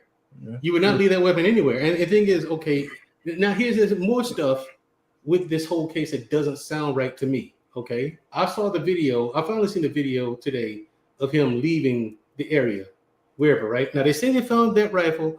It was a 30-06 with a scope. A decent choice for a weapon, if I do say so myself. I'm not gonna say that's not a bad choice. Oh, since you got your gun degree, man, drip. I've been had that. Hey, I've been had that, Alexis. I did that. That's what I did in the army. I'm getting back to because you said there since you got your degree. Right. Okay. Not a bad choice. But not a bad choice of weapons, but that's not the one I would choose. Okay, that's not even the caliber I would choose. I would choose a 300 Winchester Magnum for y'all who want to know. Now, they found it in the woods. No professional is going to leave their weapon anywhere because if a professional does that, he's a ghost. He's a ghost. You don't know where the shot came from. And first of all, a professional is not going to do that as far as killing somebody. Why do it that way? You know what I'm saying? JT, how about poison or a car accident or anything? You know what I'm saying? A mugging, whatever. You're not going to do that. So it's amateur hour. DL Saint from I Really Want to Know podcast, he asked me about it. And I was like, he asked, what do you think it is? I said, it's amateur hour. That was my first answer. Amateur. This is like an hour after it happened. He asked me what I thought. I said, it's amateur hour. He was a marksman at best. He was a marksman someone, yes, I agree with you. Someone trained him how to use a rifle, probably for hunting or something like that. And that next shot was, anyway, absolute pure luck. What is that? Pure luck. But they do that anyway. He wasn't trying to hit him in the neck.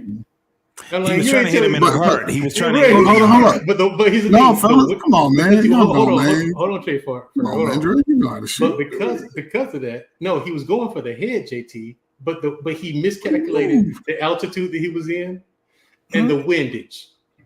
Okay, that's why his shirt flew up when he got hit. It's because the vortex that was created when the round hit him, created a vortex underneath it, and it lifted his shirt up. Right. But see, a professional knows this, an amateur does not. Oh my God. Yeah. So even when you say that, Andrea, the number one thing is that we already understand that when you do a headshot, and if he did it from whether it was 200 meters or 200 yards, 200 yards or 200 meters, yeah. That's when you can sit back and say, well, maybe he is an expert at it, right? But from what I've seen, that man was literally, at best, a marksman. At best, he was a marksman. And for people who don't know, marksman, you ain't exactly man, good. You ain't exactly good as a marksman. You aight. Hold on. So he wasn't former military. He's just a dude that they got some land where they know. But I know. But listen, though, this is what I'm saying about it, right? You know, yes. He's a guy whose family, they have access to guns. So all the young, I'm going to say this and I'm going to let y'all cook about him because he's an idiot. He wanted to get caught. He was caught up in his emotions like Americans do. So it is what it is. But all you black folk got little 14, 15-year-old kids, you teach a kid about weapon safety, teach a kid about 911 safety, start teaching your kids how to get down and duck. Because when that shot went off, people stood there shocked. They were shocked. Everybody You're not going to be able 2 or 3 inches. I mean, but you're not going to be able to teach anyone how to deal with something as egregious as someone being murdered and right in that's front of them. PTSD. If I was y'all, if you was there, go to the government and tell them you got PTSD and get paid for the rest of your life. But think about this. For one, this is some brand new shit for the world because we talking about millions and billions of people seeing someone get murdered in front of their eyes. This is what I mean by that. Until 2008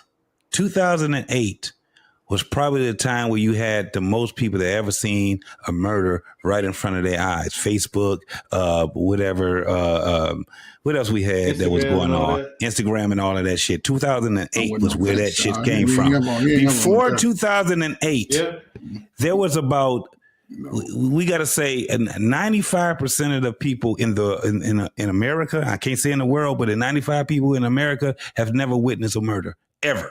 They've never even witnessed somebody even getting shot. 95%.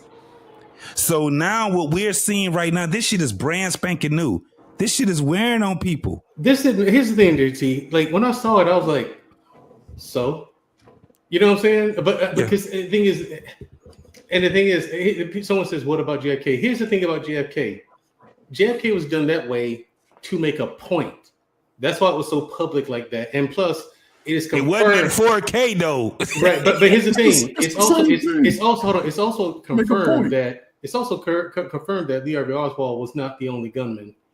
There was a lot that went into he went back and then he went forward, so they already understand. And it wasn't in no, Coach Ferg. That makes a big difference. It had a close up. Nobody ever seen no shit like this. The majority of people. Damn near 100% of the people have never seen that type of shit. Like somebody said it earlier. My man Trey said it. He said, "Nigga, I thought this was a Tarantino movie, right? Because it was in 4K. It was in front of millions now, and it's still at the time we talk about right now. You can go on Twitter right now. You can go on IG right now, and you can still see this murder playing over and over and over again." You've never had this thing. We've never had this in front of us before. That's why they haven't taken it down yet. Hey, no, here's the thing. You can't take it down. How? Alexa, here's the thing. I watched it again today. I'm talking about the unedited one. Yes. You know what I'm saying? I got like I told you, I got a lot of them in my Twitter feed. I saw you know what I'm saying? My thing is this. I get what JT is saying, but the long and short of this is nothing's going to change from it. I'm a Second Amendment absolutist. You know what I'm saying? You're not going to come in here and take my fucking guns. My question to you is, what are you going to do when I tell you no? You show up at my door and say, "Hey, I want you to surrender your guns." No. Now what are you going to do? Yeah, but you know what I'm saying? You know what I'm saying, JT? You know what I'm saying? Well, you just got your beard, man, Dre. We don't want we want your beard to get old and gray, man. No, but we want your beard to get old and gray like that, man. You know what I'm saying? We got Scam Likely up here, man. What you got to say, Scam? What are you saying on the subject, man? What's up, Scam? What's going on? Can y'all hear me loud and clear? Y'all hear me? Yeah, we hear you. A couple simple things. Number one, some dude that I don't know from the internet who does internet political stuff got killed by some other dude that I don't know in a state that I ain't never been in. And that's probably the case for a whole lot of black people. But somehow, this is the new revolution for black. The hell are we talking about? It's not exactly. It's not. The hell are we talking about? You know, the black. A white dude we don't know who talked about stuff. Who got killed by a white dude on the internet? What are we talking about? Nothing. Scam. Man, it's the new revolution. We gotta pick a side. Hold on, Scam. I know some black people are not informed about a lot of people who are in politics, and things of that nature. But this guy was well known. Like he wasn't no motherfucker. If motherfuckers say they don't know him, they full of shit. He was well known. Okay, let me say this. Let me say it again. And if he lived, he would have ran for president at 35. Okay. Let me rephrase this.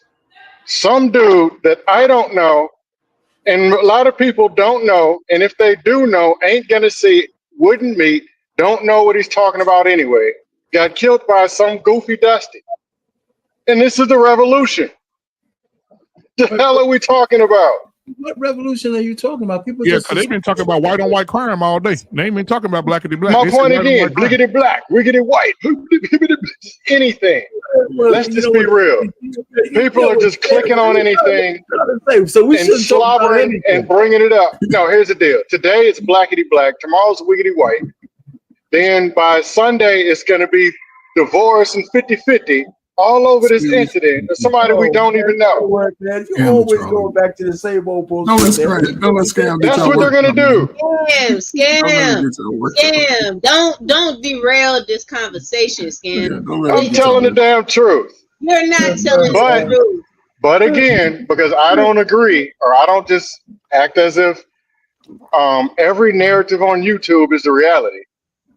Because I actually say, most people are just regular people eating a sandwich. Just like JT said, it's getting to the point where, hey man, do you want mustard on your sandwich? Black man. That's where it's getting. That's what JT's even saying. And me and JT disagree all the damn time. But it's getting that bad.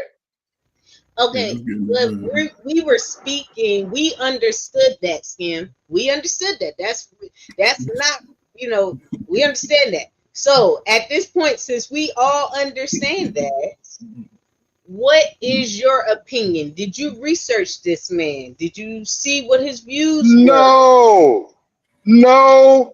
Somebody I don't know him, and he's not God. Stop making this man God. It's some dude from the internet. Wait, don't disrespect us. We're not making him God. We're having a conversation about a large right now. You're not, because you didn't even know nothing about him. So go ahead. That's my point. You can't don't let scam troll you upset. We're having this. Troll you upset, Lexus. No, Lexus, don't let them troll you upset. It's the same thing. Just like something happened, it could be a rapper that got hit by a truck. No, we're not doing that. And y'all bring up the whole community. This is what all the people are doing. Scam, we're not doing that. Y'all just did it for an hour. What are you talking about? Hold on, wait. What rapper did we bring up in this conversation? You missed what I was saying. Mandrell knows what I'm saying. No, because you're trying to correlate some things that correlation and causation are not always one and the same. So right now, that man had views. How do you feel about his views? And how does that make you feel about what actually happened? I don't. That's my whole point. There is a population of people, probably a majority, who don't know, ain't there, and they're going to park their cars in the same parking spot that they did yesterday. This isn't some revolutionary thing like the San Andreas Fault floating off into the ocean. It's some dude, and the dude who killed him was some dude. All right. But if if you make it look like it's the whole world changing, then that's what it'll be. You know what? The whole world doesn't have to change to have the conversation about. There's just as many parking spaces as it was yesterday. We got where you're coming from. It's just the real point is nobody's making this guy greater than life. But hey, while it's a current event, it's good for a topic for discussion. It's as simple as current event topic. Nobody's life is going to change because of this guy here. Not on this panel. But our pain topic for discussion is fair. That's cool. Yeah. But when it gets all to the extra, he was assassinated. He was not assassinated. He was assassinated, man. Listen, if somebody got one of y'all, if somebody took one of y'all out from outside y'all house, that's assassination. You a regular citizen trying to just walk down the street. If an old lady gets shot, she got assassinated. No, it's weird to me. It's weird to me that people be on on social media talk about it's not assassination when we've had people complaining that somebody is trying to assassinate their character.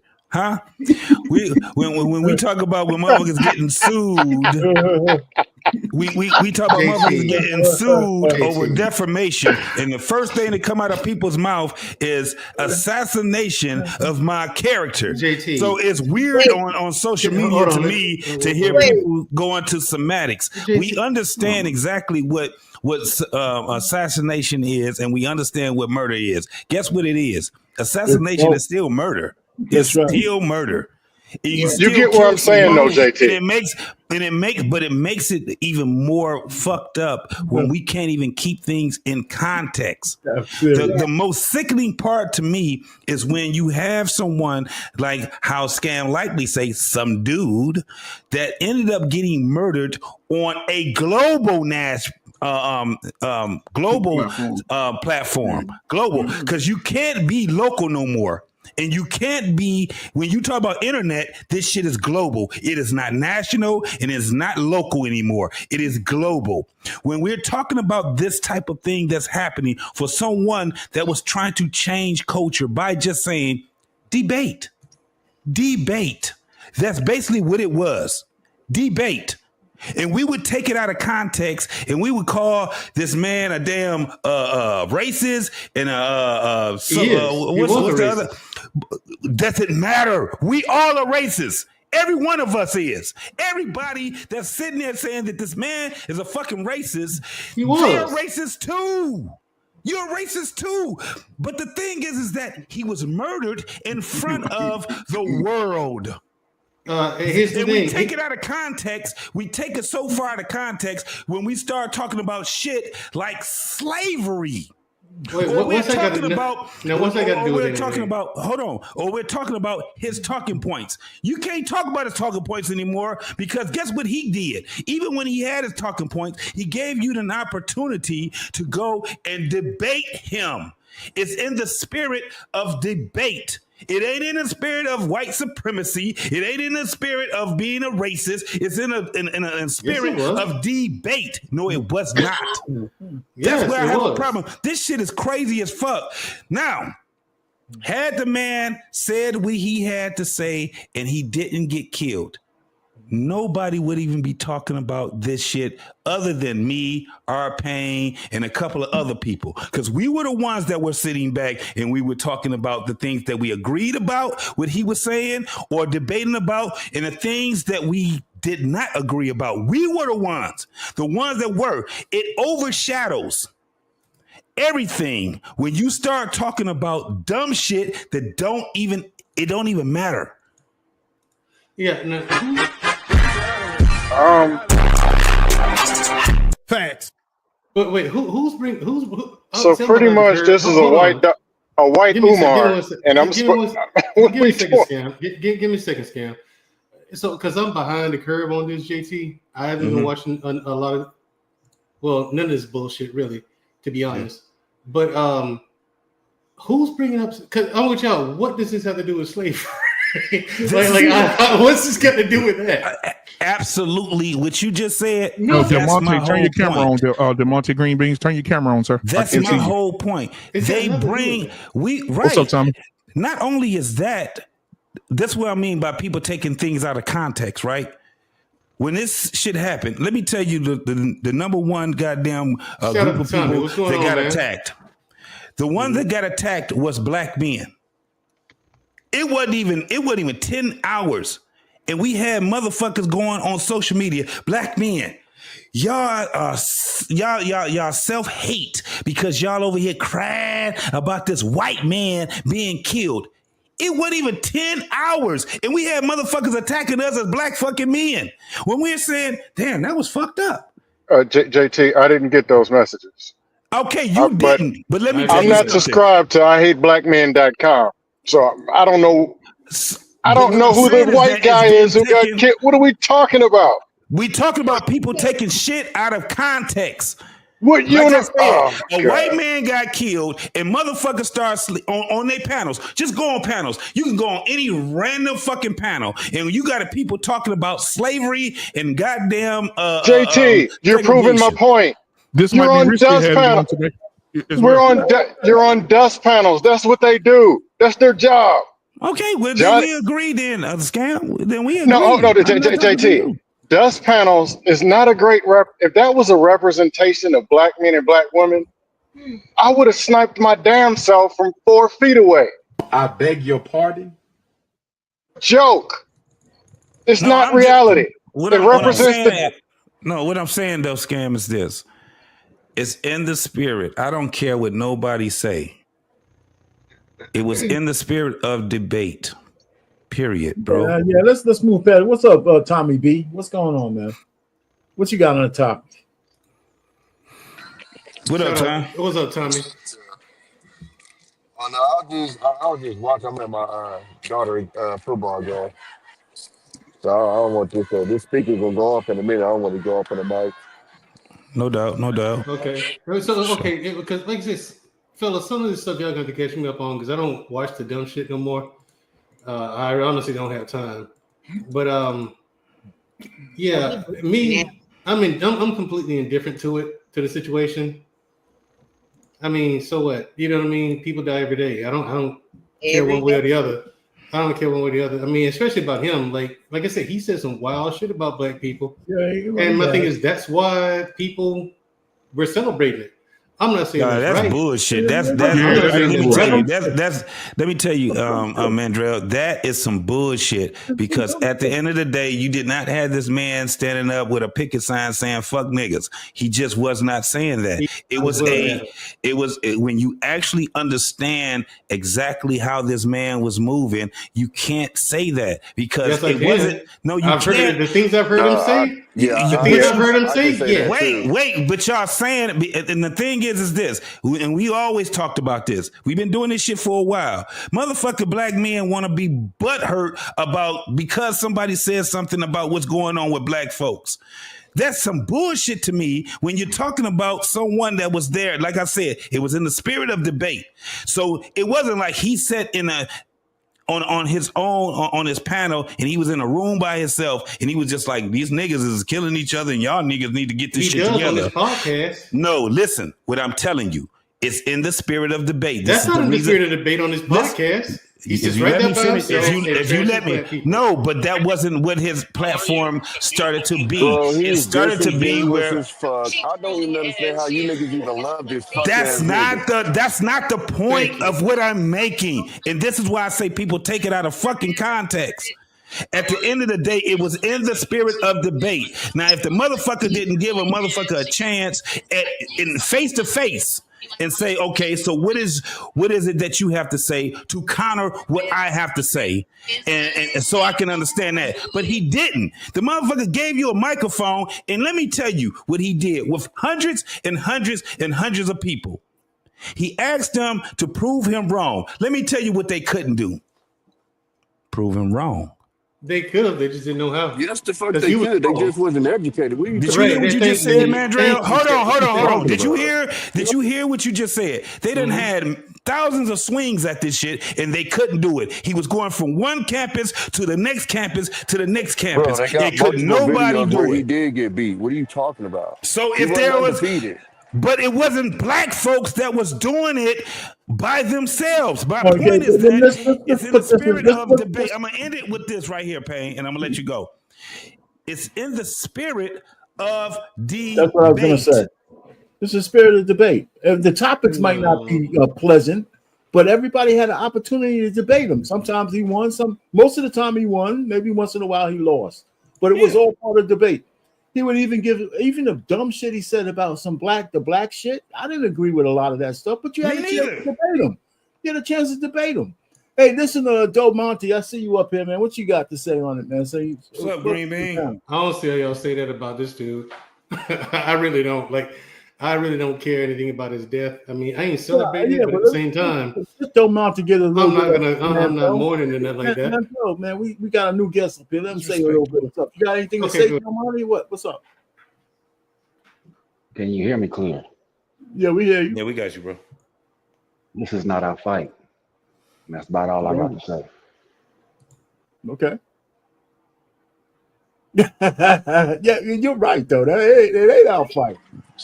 No, Oh no, so can I no, just light ask if y'all skin heard versus this dark one thing? skin. Come on, let's fight. Can I go? Go ahead, Green. Go ahead, Y'all, I Tom. just y'all, want to y'all ain't ask gonna if do y'all this, heard man. this because once I heard it out of his mouth, quoted, I was done with the motherfucker. Right. Martin Luther King Jr. was a well-known rapist. Oh, I'm sorry, rapist. Did he say that? Yes, he That came did. out of his mouth. I told you, he said some real That wild came out of his shit mouth.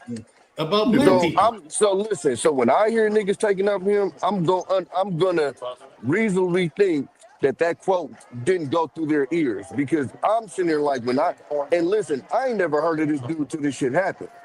That's one of the first things that popped up on my feed. And like I said, this isn't no I read a quote. I heard it come out of his lips. Yep. Yeah, And he don't seen him, know. and we watched him. And look, because I saw that Now, same clip and too. let I me watched explain him this. say it. That's not We an all know opinion. that's a lie. It's not a lie. We know that's he ain't raping nobody. Right. So Yeah, we this knew is it. but this is the thing. Let Tommy finish. If you don't fuck with him, fine. That's my whole point. Motherfuckers didn't. It was a lot of people that did not listen to his shit, did not want to follow it or whatever, for whatever reason. That's a cool thing to do. Guess what I do when I don't fuck with nobody? I don't listen to their shit. Or if I have the chance to be able to either debate them or talk to them or cuss them out or whatever, that's what I would do. It's still in the spirit of fucking debate. When we have this is why I have a problem with it. JT, Yeah, let go me ahead. explain to you why this is bullshit. People are literally mad right now, right, over the reaction of this man dying. Why? Because he died, because he got a wife and kids, right? Last time I checked, Martin Luther King got assassinated. Last time I checked, he still got kids. He got grandkids that's still sitting out here. People are mad at Kendrick Lamar because of what he called Drake. This dude's calling him, we could argue, even worse than that. One of our greats, one of ours that literally pushed peace, one of our best. No, you can't compare this guy to Martin Luther King. But like I said, No. Whoa. You missing what I'm saying, Arfang. I'm saying this is who this guy utterly disrespected like that. Yeah, And I was going understand. campus to campus spitting that out. And the reaction that I'm getting from niggas is, here's debate. No, Man, it y'all got me depends on fucked up, dog. That's never who you're okay. talking Period. about. But the thing is, the thing is though, if we did a deep dive, let's just be honest, bro. I ain't taking up for nobody, right? I'm right in the middle of the cornfield here. Cotton on one side, corn on the other side. Who gives a fuck?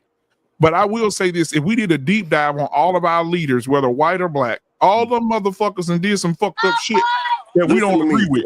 And I'm gonna say, and especially with Martin Luther King. When Martin Luther King got that award from Margaret Sanger for helping her with the abortion in the black community and killing all them black babies, that fucked me up. I said, damn, I used to look to Martin Luther King. He done helped this white woman kill up all the babies in the black community. Martin Luther King was leading a movement that the government wanted stopped. He was under FBI watch 24/7, and literally the thing that would have brought down the entire movement, they said, you know what, we're gonna ignore it. It don't even sound like it makes sense. And the fact that you even come on, dog, y'all letting this white boy make No, I'm not. That's crazy, No, it's bro. not that. Hold on. I want to say this. Hold on. Let me say this to Tommy real quick. What I'm saying is, like I said before, I said it. I said I don't. Hey, I listened to this Charlie nigga.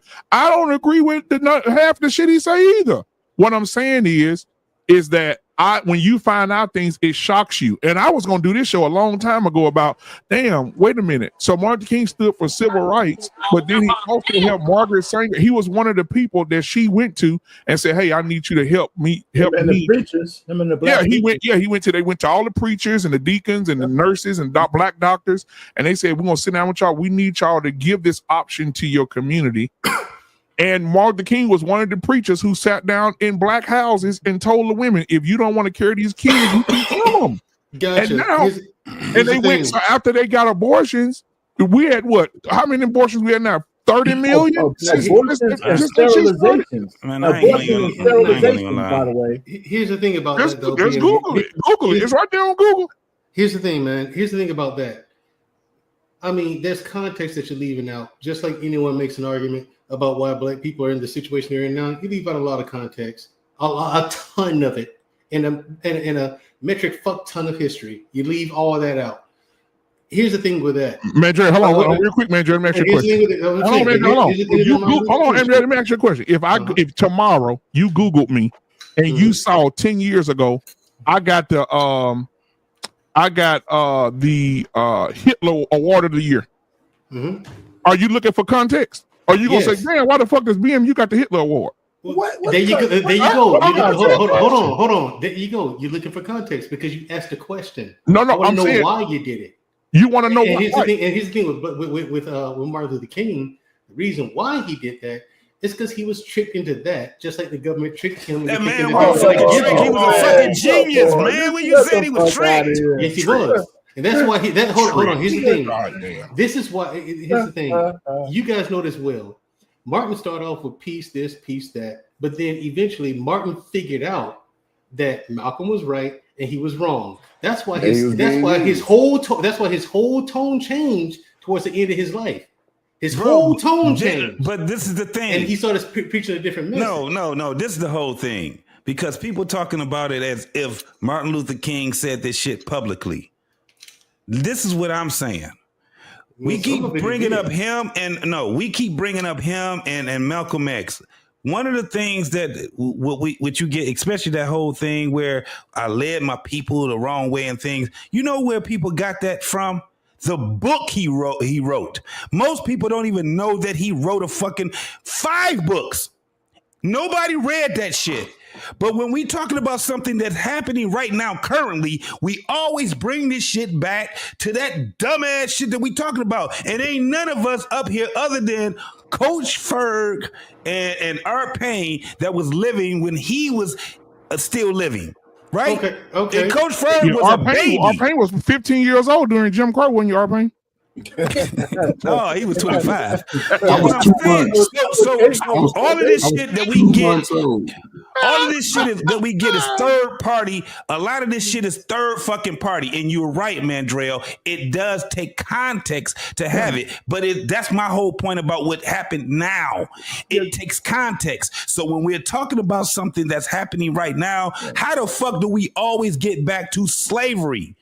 Because we so fucking butthurt because we seen some fucking clips of a white man that was debating people that said something about black folks. And that's the only thing that we do. And now we want to sit back, man, I don't nobody care if this is the thing. Just like you don't care, Mandrell, that man got killed or nothing, you indifferent to it. Go ahead. He had the same fucking way on how he thought about a lot of things too. But the problem is that this shit is global again. So for us to come on a panel or come on something and say, hey, black men, y'all need to quit feeling the way that y'all feel. Or black men, you got to be indifferent to this. Or we the ones I'm mad at this shit because I'm like, how the fuck are we the fucking target over what's happening right now? We the fucking target. It don't matter what the fuck going on right now. Black men are going to be the ones that's going to have to suffer from this shit. Yep. And then you got motherfuckers talking about slavery. This shit is backwards. Absolutely not. So hold on, Scam. The answer is no. Just no. Real quick. I agree with Scam.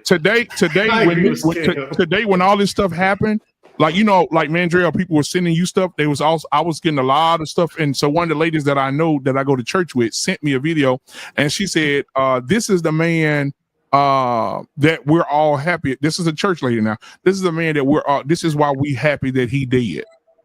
Right. And I said, oh, okay. And she said, I'm finna send you the video right now and you can play it on your show. And she just texted me and said, I've been watching your show for over an hour. You ain't played it yet. So this is a video that she said that she watched that was super racist that this man did. And I'm gonna let y'all be the judge. Here it is. How are you? What a beautiful kid that is. Thank you. What a gift from God. Yeah. She truly is. She is the biggest blessing. Something that kind of has me like on the fence of whether or not I go kind of like full blown more like conservative or moderate is just seeing how Give it up. That is a gift from the Lord, everybody. That is just beautiful. I I see that, we're starting to save a lot of money from things such as like Doge, but do you think that some of that money should go back to maybe like reforming the way that welfare is done to help poor families who do want to kind of pursue that American dream? Great question. The number one objective of any social welfare program should be, how do we keep the family together and put dads back in the family? Unfortunately, in the black community, dads are the most absent of any community. About 2/3 of all black youth will be raised without a stable father around. And I know, it's crazy, right?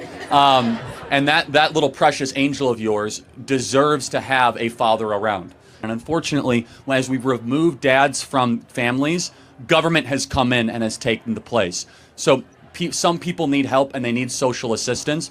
All of that should be about incentivizing the dad staying around, not the dad leaving. The Democrat Party does not talk about dads at all. The Republican Party, we are talking about how men need to be men again, in the home, take responsibility, provide for your family, and with strong families comes smaller government and a better country. That was racist. Yeah, I got the text message right Black here. Man Unfiltered. Do I look like a sucker to you? Sounds good, don't it? Sounds good. I mean, Black it's crazy man. to me. So Say it again. Say it again, Sam. So you gonna play that video, act like that's the video we all going off of, and saying that? No. You didn't hear the context. You didn't hear the context. Hell no. Tommy, you missed it.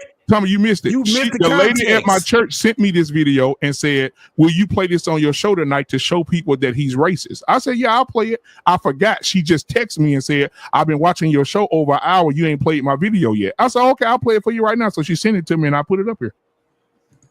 Okay, that's clearly not a racist thing. No, But hold on, let me finish. This is so disingenuous. This fucking argument. No.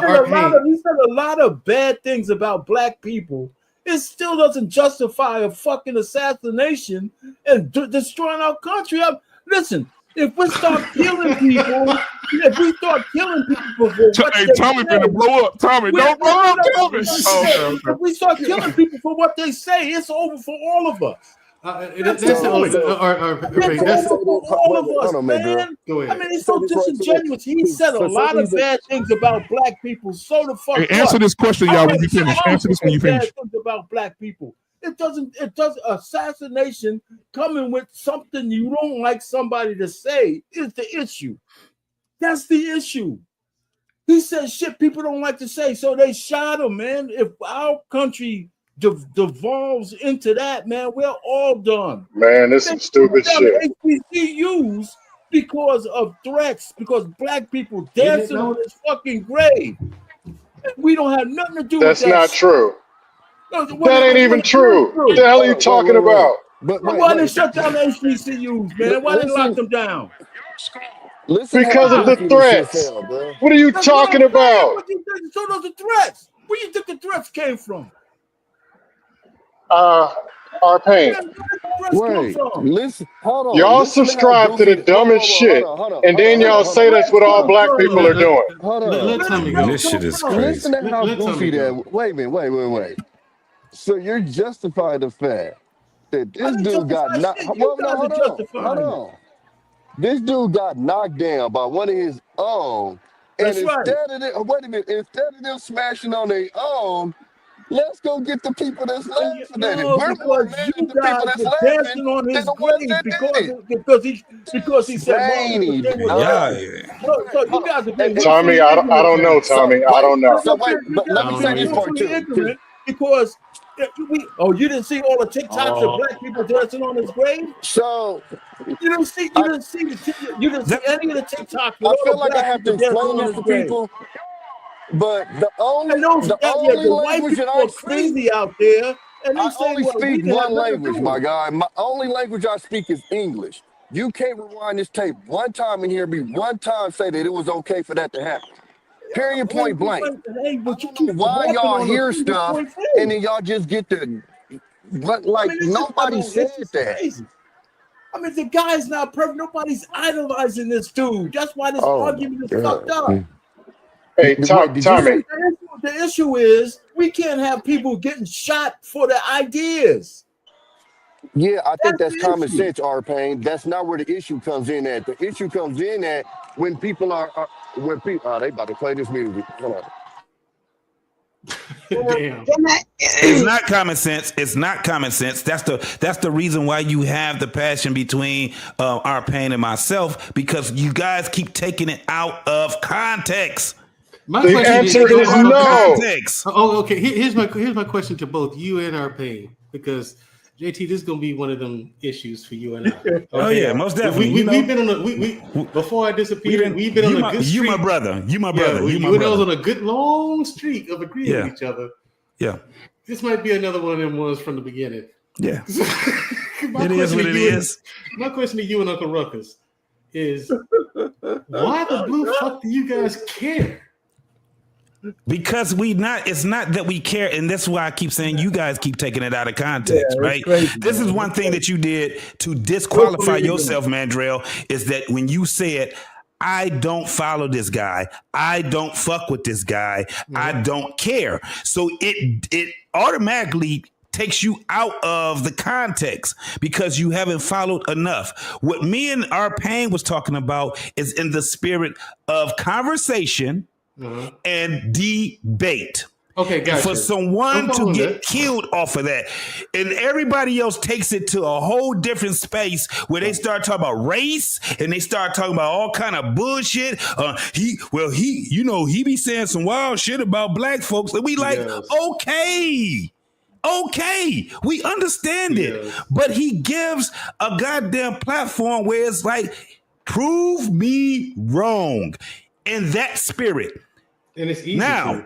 So now what's happening now, and this is why I say this shit is making me fucking sick now, is because the man done got murdered, right? So now we got shit coming from all different angles now. So we got the race shit that's coming. Now we got this whole fucking conspiracy that's coming, that it was bigger than him just going on campuses and debating people. Now it's this whole thing of this motherfucker was even on CNN or whatever those other places where they were saying this nigga was the motherfucking he was the spearhead of political fucking whatever it was. It is all this crazy ass bullshit. Yeah. Then you got another one where motherfuckers like he's over here and he's taking the minds of the young folks on these colleges, and they were doing this strategically. And what he's doing is it's fucked up. Where it was just a guy, and Scam likely said it, and I will agree on this point. It's some guy that comes out, had an ideal to do certain things, and he got murdered for it. And he didn't hurt anybody. Gotcha. But here's my thing, though, JT. He got knocked down by one of his own, like Tommy said, right? Right. Now, because I talked to my sister about this very subject today. Y'all don't see the irony. Y'all see the thing is, my sister and I did follow him just to see what he was talking about. And as soon as we heard the bullshit, it was like, oh yeah, that's what this is. Okay. And then, but every now and then you'll see a clip of him, right? That's not fair. Now, hold on, let me finish because this is important. Everything about his death was irony. The irony of all the bullshit he spoke. Mandrell, everything he talked about and believed in. Death I've ever seen in life. It is so ironic. Like everything about his death is the antithesis of what he believed to be true. His words was the most ironic shit ever. Ironic, dude. Hold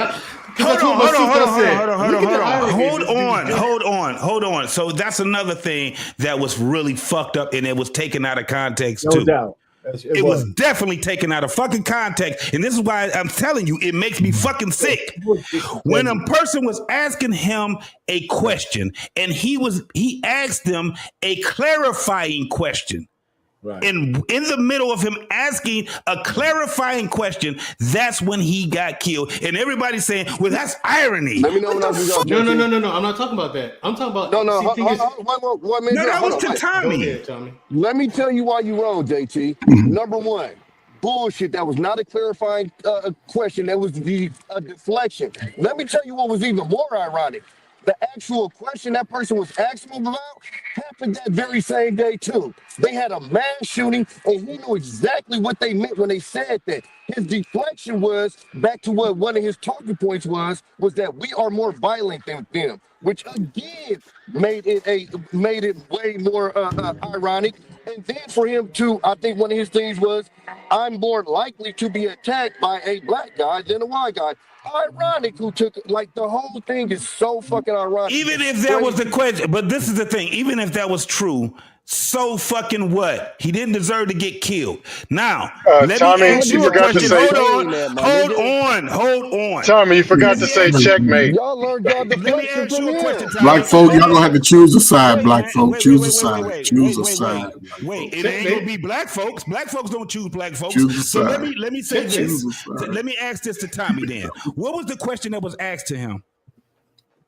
It ain't just a question. That's what we are telling you. It's everything that you said on this platform. What's wrong with y'all? Let me ask Tommy, what was the question that was asked to him? I don't know it verbatim. It was something So about then, his, okay, you can't say it was bullshit then. No. That's disingenuous to the motherfucker. No, it's not. No. Asked to him. Oh man! First of all, I y'all know be exactly. tripping, man.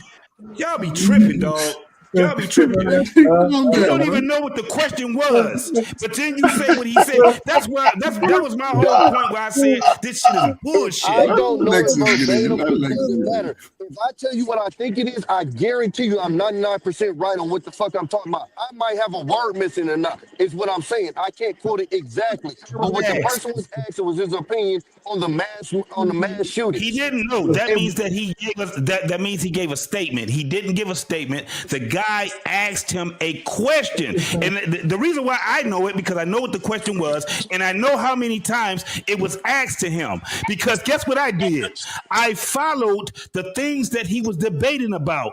And that's why he asked a clarifying question when the guy asked him a question. He said he wanted a clarifying question. And the question was based off of stats. That's all it was based off of, was stats. Not how he felt, not what he thought, all these things. It was the fucking stats. But we would take that instant right there, that last instant, and that's sickening, to sit back and say that he said something that he did not say. JT, What was his last technically, word, JT? Wait, What was his last word, JT? Let Lexus jump in, man, because y'all niggas before is just running you y'all mouth. finish all of your BS. Yeah. Because it ain't many times that I'm going. What'd you say? I said before you get in all your BS. No, it was gonna say something pretty simple. Okay. But Tommy forgot to say checkmate. No, it's funny that it's not black folks' problem, but black folks is talking about it. That's crazy as fuck to me. Look, because I need to get this out since BMU had brought it up too, and I was over here and it just hit me. And I don't really try to defend this guy too much because I told y'all who my man's is. But what if he was going in the neighborhoods and convincing the black women to abort the babies? Is a way like how the slaves were jumping off the ship, or the slave women that were killing their babies because they didn't want them in this world. Maybe that's why Martin Luther King was trying to get these babies, because he didn't want them bringing them in this world. And then he said that what he was doing, maybe he led his people down the wrong way. So maybe he didn't want these babies coming in this world, that he led his black people down the wrong way. That's a theory, but I don't think that's what are we talking about? Because you kept bringing up Martin Luther King and the Mary Senior thing. So maybe he did that. Maybe he did that because he didn't want no more black kids brought up in this effed up world.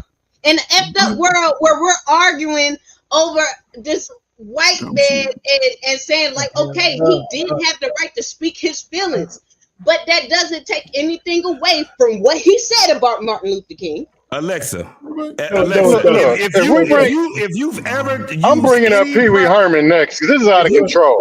Hold on, if you ever use, No, hold on, Alexis. If you've ever used anything from Planned Parenthood, you are a white supremacist. I don't care what nobody say. If you've ever went to Planned Parenthood and if you've ever used any products from Planned Parenthood, you are a white supremacist too. I don't care what color you are. All How right, about I don't that? know what the A hell nigga anybody from talking about Detroit now. sending a fucking back cracker on to the fucking man. that I'm is sorry. I'm insane, my sorry. nigga. Hey, what's the topic? That shit is wild. I was in my Calm down, conspiracy Malcolm theory X. mind. That shit Sister is Malcolm, calm wild. down. Let's get back on point. Let's get back on point. I Calm mean, down, sister. Yeah, what's the topic now? Is it shoelaces? I'm no, lost. listen, Scam, all I'm scam. just trying We to work say, What are you out talking about?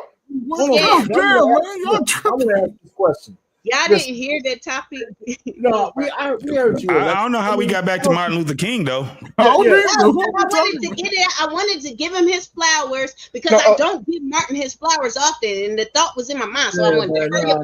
What he no, let me wrote get this was right. A white dude 68 kills a when he white had dude in Utah, and we're talking about child deletions and white supremacy. What the hell are we talking about? right.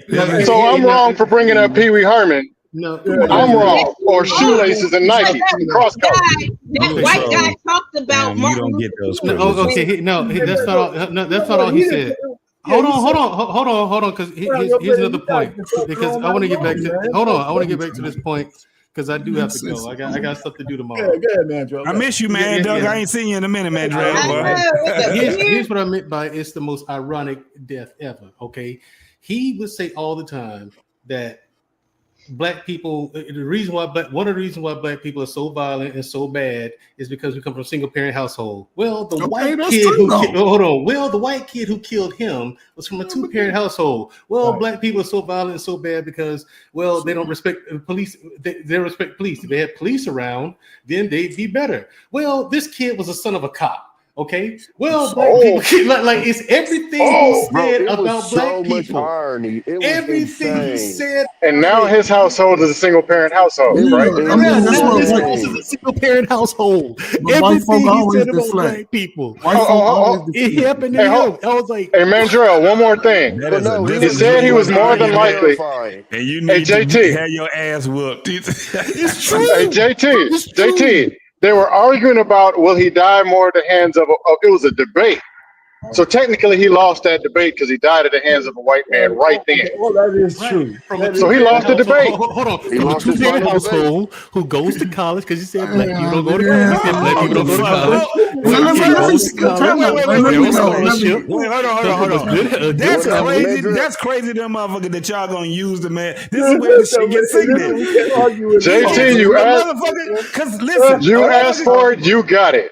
So a motherfucker can sit back. A motherfucker can sit back and they can hold on. A motherfucker can sit back and they can have an argument, and then and for a person to sit back and say, "I'm gonna prove this nigga wrong." Yes, I'm gonna fly to America. Mind you, the motherfucker that killed him is not his own because the motherfucker is from another country. No, he's comes allegedly. Yes, it is. No, it isn't. That kid lives 2 hours away from that university. He's born and raised in the United States. His father was allegedly. Hold on, because I can't say that you're wrong, but you can't say that I'm wrong right now. Because right now, you can. They have a whole profile on him. Not say so, bro. They have motherfuckers that sit back and said that the motherfucker flew all the way from another country to come and kill him. Bullshit. That's okay. I said that. JT, I seen like kid pictures of the dude. Like they have a whole profile on this guy. They tracked the dude all the way back to so next. It's my turn. So tomorrow and next and the next day, with all these other stupid ass conspiracies come out, then I'm here because everything is third party. But think about this, though, JT. Because y'all tripping. Wait. Let me say this one thing, Coach. Think about this, JT. The governor literally got on TV and said he prayed for 33 hours that the person wasn't from here. So if a conspiracy comes out of here, I won't blame him. This is what I'm saying, right? No, And so no, that's no, why I wait, said hold on, this is my JT, whole hold on, thing, and hold this on, probably man. be the Oh my last God, night man. I'm gonna talk about this goofy ass shit because at the end of the day, the Yeah, man is you don't know gone. what It's you're all talking about, about JT. What's wrong? yeah. You don't know what you're talking Alexis, about, JT. you know Go what's to crazy hell, about this? Mandrell. All these dudes from the military, all these dudes sitting up here going, they all from the Right. military. You see them? And we all You brothers see, too, so you see you 'em? know it is what it is. Yeah.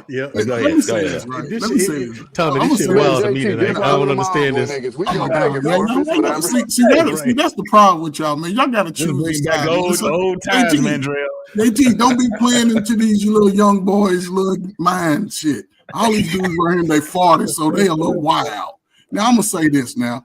I ain't know a lot about the man, right? But I went back and listened to him. You know, anybody gets shot on national TV at 9 o'clock, he's worthy of looking there like that. You can go to hell too, Hold Anissa. on. He said something listen, here's the thing that I understand. He said some derogatory shit about us, but he told us our ugly truth in the face.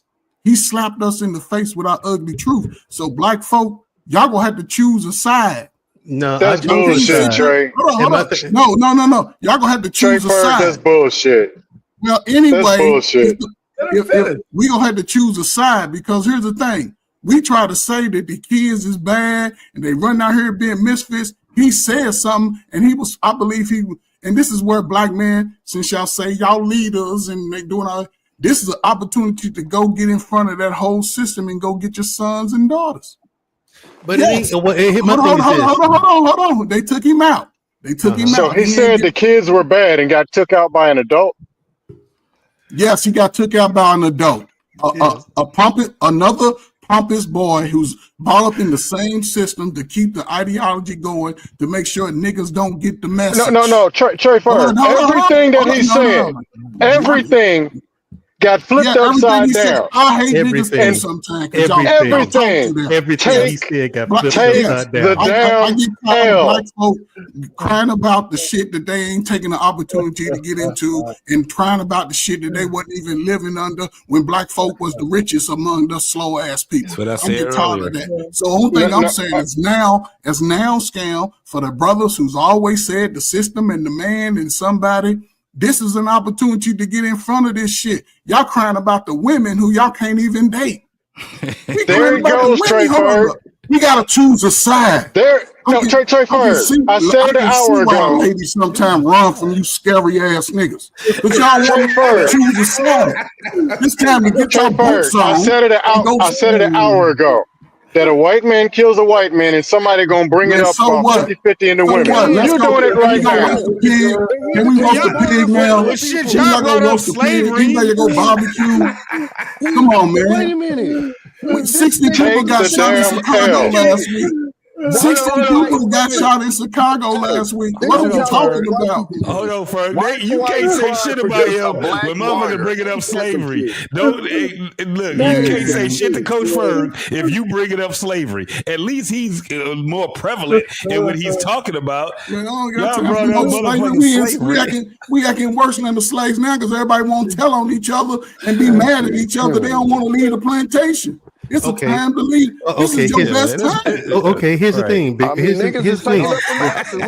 Right, but here's my thing. You owe the dude. That's what we need to do with our family. Here's my thing. Here's my thing. We need one mic. Go ahead, Mandrell. Here's the thing. In a few seconds, I want to say this. I ain't going nowhere with nothing. One of the craziest things I noticed y'all doing, y'all talking about this dude. Yeah, he said, yeah. Why is it a white man, an American white man's place to say shit about us when they're the ones who put us in this situation in the first place? It ain't his place, in my opinion. And like I said, like I said, hold on, let me finish. And I do mean context out. Right, and I mean that all of the crazy shit he said about black people, everything about this dude's death was the antithesis, the exact upside down of all the shit he said about black people. It is the most ironic death, like of all time. Yeah, but the basic part about that, man, Joe, is that everything he said about black people is existing in the white community. Yes. Yeah, but he don't say that. That would be my. But he don't have to. No, he. My retort to him. Yeah, but all that shit going on in your community, man. You got single mothers. You got single this. You got all that same bullshit. And He just called out what it is. You guys got a goddamn drug problem that we don't have. Y'all got that. What's that fentanyl shit? That black people ain't really fucking with that. Yes, that's my point right there, R-Pain. That would have been my argument back to him. But y'all co-signing with a white man having the audacity to say anything to black men about shit. No, black man, get ahead of Y'all this been shit. doing all night. Shit. Y'all doing that flip flop No, shit. listen. When I brought it up, y'all was acting like I was wrong when I said y'all need to No. Y'all Flip flop on aisle 5. Flip flop on aisle 5. Scared to focus on that community. Hold on, y'all. We need one mic. We need one mic. But this is the thing. Let me say something right quick, JT. My biggest problem with this dude, I'm being 100 with you, is, and I think this is the part that people are missing, is he was spreading rhetoric and he was disguising it as debate. And I say that because, like what Mandrell said, he talks about our problems, but he literally purposefully leaves out all the shit that caused a lot of this shit. And that's why, so when people get tired of us talking about what we went through, that's actually why it's important that we keep talking about it, because people, because people like him will completely erase that shit. They won't erase it if he's giving you a chance. This is where I have a problem with what you're saying. If it got to the Trump point, is getting all the black history out of the Smithsonian. Hold on, Mandrell. Let me just they're say not gonna erase it.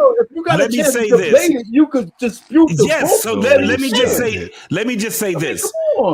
Let me say this. Literally doing it right now. This is not what y'all, the way that y'all are putting it out there. This is the whole thing where we saying the spirit of debate. Because guess what could happen? Because we got a bunch of big ass fucking YouTubers and motherfuckers that's just as motherfucker that got just as many people following them as he does. Right? It's funny. He said spirit of debate. Can I say what the fuck I gotta say?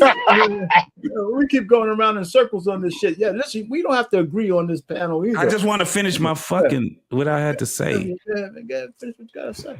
No, my thing is, where my graphic for cooking? That's what I want. Coach Bird, read this out loud, bro. Coach Bird. The last Sunday, you gotta let JT vent a little bit, man.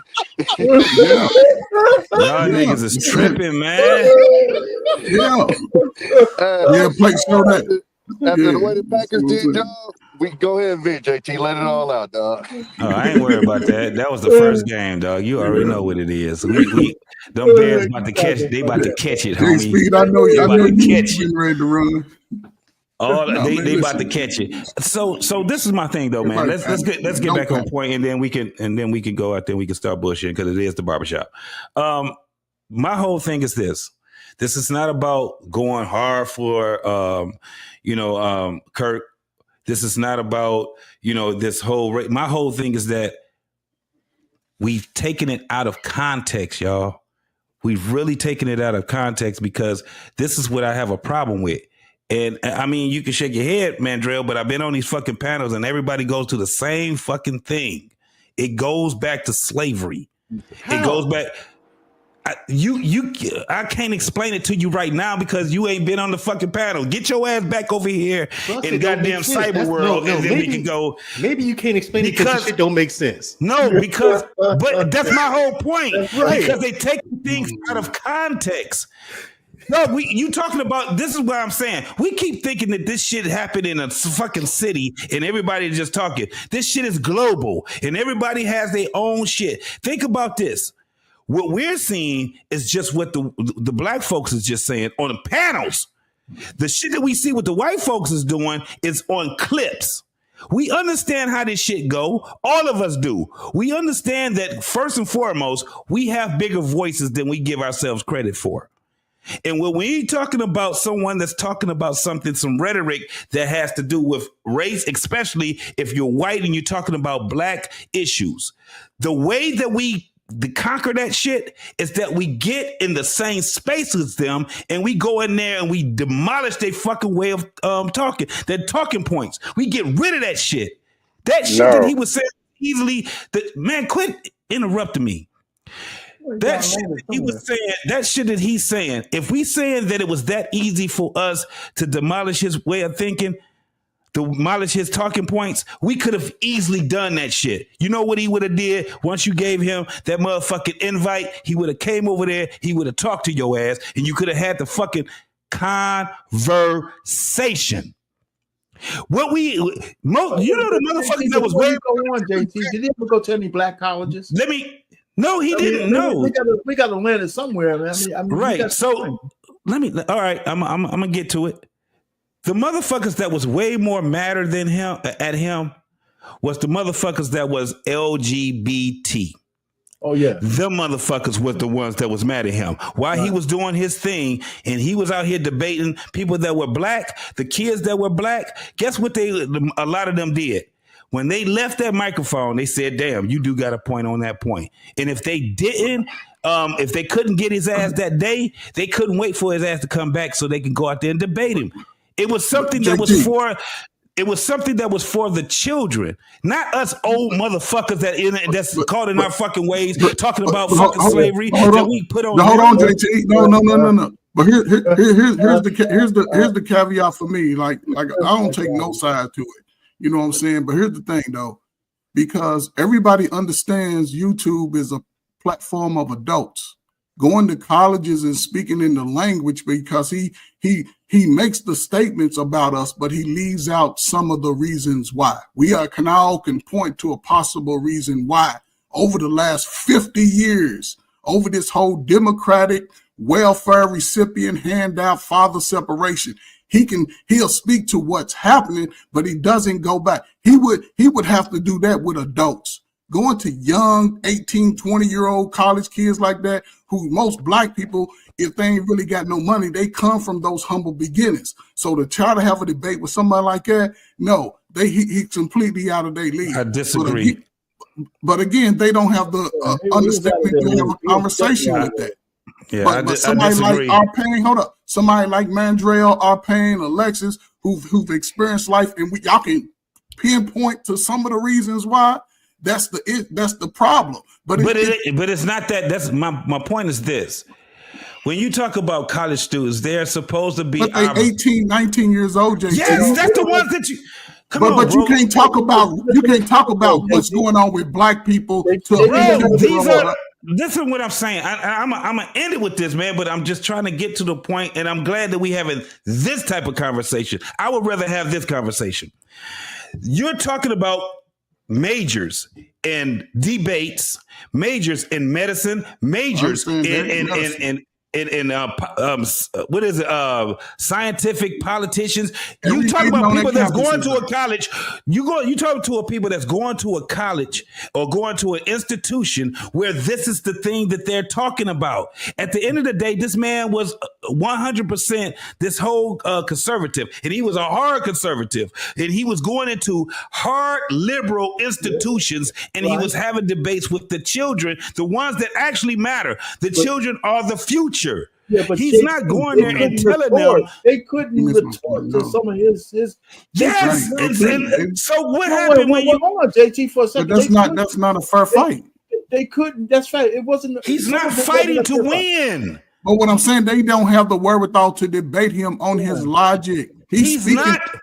I get what you're saying, Coach Furr, but what I'm saying is that they're not fighting to win. I'm sorry, not them, but he's not fighting to win. I know, but to have that discussion, JT, he needs. Okay, JT, let's have this discussion right here. Right? Is there a lot of single parent homes in our community? Yes. Has there been like that for the last 60 years or so? It's risen to the highest. Is there a lot of drugs? Is there a lot of drugs in our community? Yes. In that single parent home, there's a lot of absent parents, right? Yeah. Is there a lot of low aptitude rates in the schools? Are children learning at a lower rate? Yes. Okay, so those are realities of what we are, right? Now, to have that conversation with a 17-year-old, just on the clip with the girls, she had a baby, right? She's speaking from welfare, right? And the way the way he responded to her, it would be totally different if he responded to Alexis, who understands where adults need to have an opportunity in the process, who can debate him on what's going on. That's all I'm saying. Yes, and they the thing kids, is that but of some of his course, ideologies he can spread and say, I listen, would agree. I love the fact that we need families. I promote that all day. We No, but need I would fathers and sons and agree. I daughters. would I need, agree. But I would that's all. agree if he did. No, I get what you're saying, and I definitely agree. I would. This is the thing. Not agree, but I understand what you're saying. But I would agree if he did it in a closed form, not on a global standpoint. This is the thing. When we start seeing what he was doing, he didn't target 17, 18-year-olds. He targeted anyone that would come. And let me tell you what we would see, because I'm going to do some shows on his debates. He was debating with the parents of those kids. He was also debating the faculty of those kids. We keep talking about what he's saying about black folks, but I'm telling you right now, one of the biggest issues that he was debating was transsexuals, LGBT, and abortions. That was his biggest debates.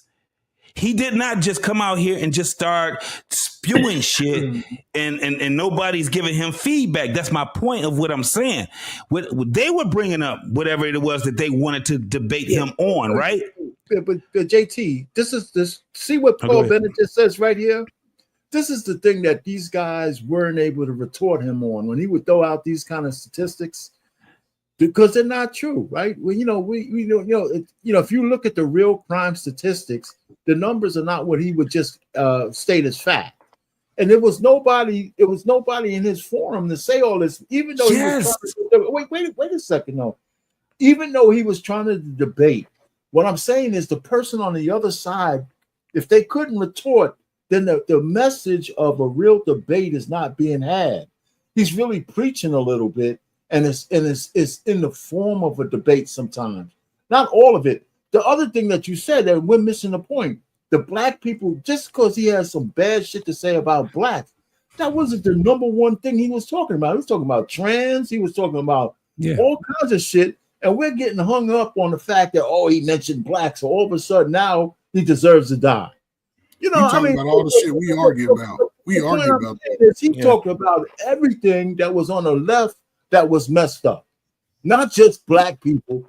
And he's right that the left has destroyed the black community. Liberalism has destroyed the black community, and that's not a lie.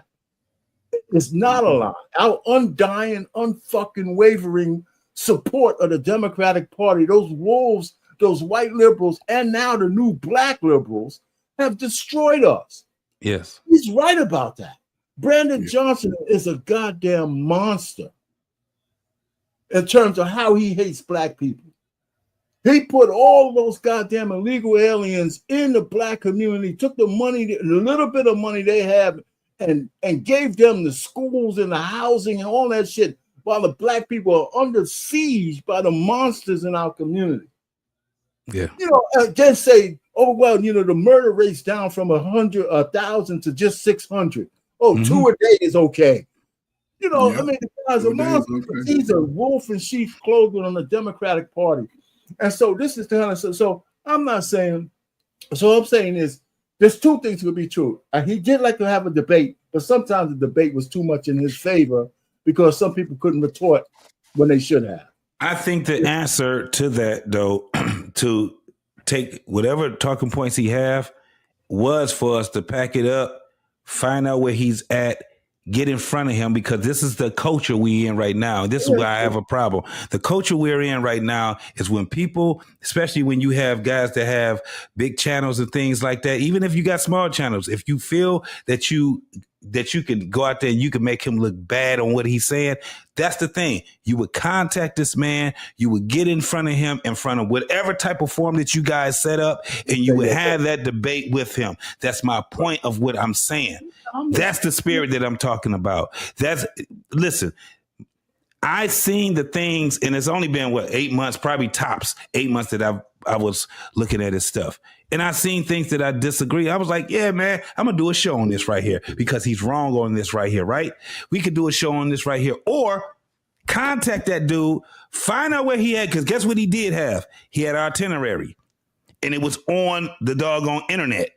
and you can find out the next college that he was going to go. Not to go there and do the most cowardly thing that you can actually do is go there and say, well, I'm going to go out here and I'm going to get on top of a roof, or I'm going to go somewhere else so I can kill him and suppress what he's talking about. That shit is dumb, it's cowardly, and it's fucked up. And ain't nobody talking about that shit. You see what Anissa said right here? There's thousands of people on this, black people saying he deserved to die. I got some pushback. Yeah, and that's what I'm saying. That's why I get to the point where I'm like, yeah, I'm in rare form right now because we at the barbershop. But bro, I can't have these conversations with people no more. I'm tired. People are fucking lost, and I'm at the point right now where I'm like, listen. Everybody ain't gonna make it, and even the ones that I love, you might not be able to make it either. Just hearing their mindset. At the end of the day, as Americans, we're lost. Period. Go ahead, Scam. Go ahead. What you gonna say? I hate to say it, but y'all are taking a very small portion of people who participate in dust panels. Dust panels, this is what they do. They make dumb shit 99% of the world and forget about 99% of the real world. That's what they do. Daily, weekly, monthly, hourly. And we're acting like that's what's really going on in the whole world. Or R-Pain, what you're saying, or Trey Furry, what you're saying about all black people sleeping under the bridge. They ain't got no shoes. They ain't got nothing. I never said that. Who said that shit? Most people are regular people. There's a whole world out here of different people living differently, and y'all take the worst and say that that's what's going on. You know what? I think you're projecting because that sounds like what you always do. Absolutely not. I said exactly what I said, and it was very clear. This is what the worst. I'm saying be better. Well, okay, all right. So I'm not getting these messages on my phone. Like I told you, I never heard of these people. So you're saying, man, this is what the people are doing. This is what it's an attack on black men when a white dude in freaking Utah. And somehow y'all got people on your phone talking about, man, you know, they're getting the black. What type of people are texting and calling y'all? No, first of all, Time out, Scam, right? Time out. What are you talking about? Nobody texting him. Let me ask you a question, Scam. Can I ask you a question? Who's sending these messages? Can I ask you a question? Can you answer a question? Sure. Why were the HBCUs under siege yesterday? Because of threats. Okay, but why? Who threatened them? Why the threats? Who and why? Okay, you want the real truth? Yes. Oh my God, it's now. I don't know. Okay. Okay, so we can. I'm getting it. No, hold on. Here's the deal. In one of them HBCUs, my brother graduated from. He went to Hampton. I went to Norfolk State. Cool. I know what HBCUs are. I went to one. I know. But to go up here and grab a microphone and say that a white dude in Utah killed somebody over some white stuff. No, nobody said that. And it wasn't even about the white, but somehow it's all right. And they all said, knowing that most of the people who talk about this stuff are white, that they're going to go out there on the East Coast hunting down HBCU people on TikTok. Is this really what we're doing? Mr. Bennett, the black communities are goddamn destroyed. We get bifurcated.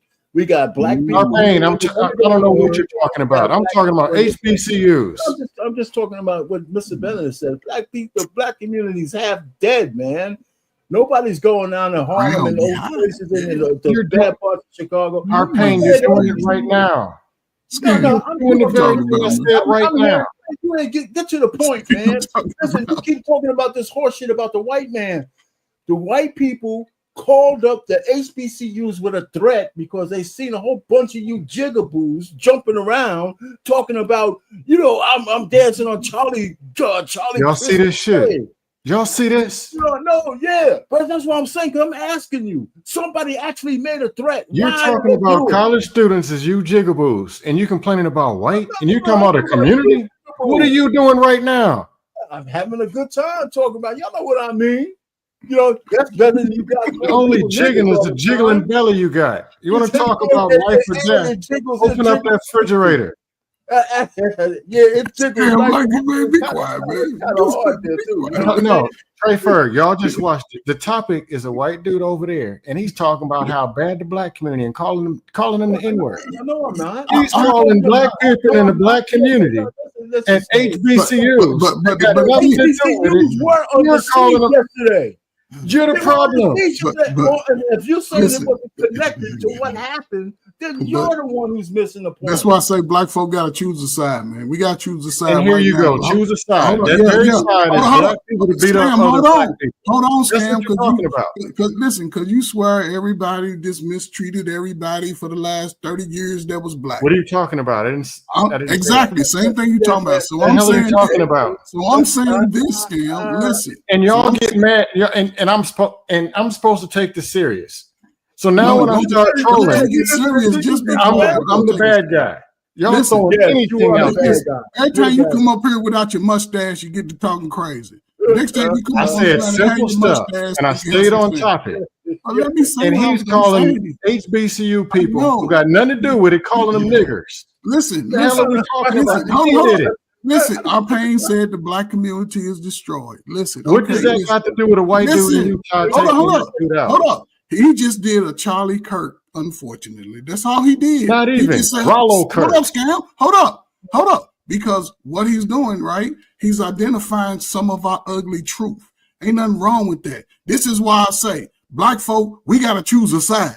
No. Hold on. Listen. Hold up. The answer is no. If the world can't call out our ugly, we got to clean up our ugly. We got to clean up our communities. We got to clean. We got to create our families some kind of way. Because right now, Scam, you can't find a woman, and everybody your age can't find a woman or a man. Everybody's still out here fucking and fighting, crying about what somebody gonna do instead of again taking the opportunity.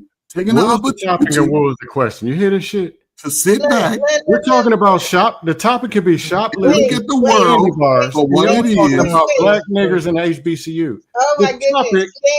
Scam. Look. Shit. You see what they just did? Did you see it? I saw it. But when you called them out for flip-flopping 30 minutes ago, I heard you.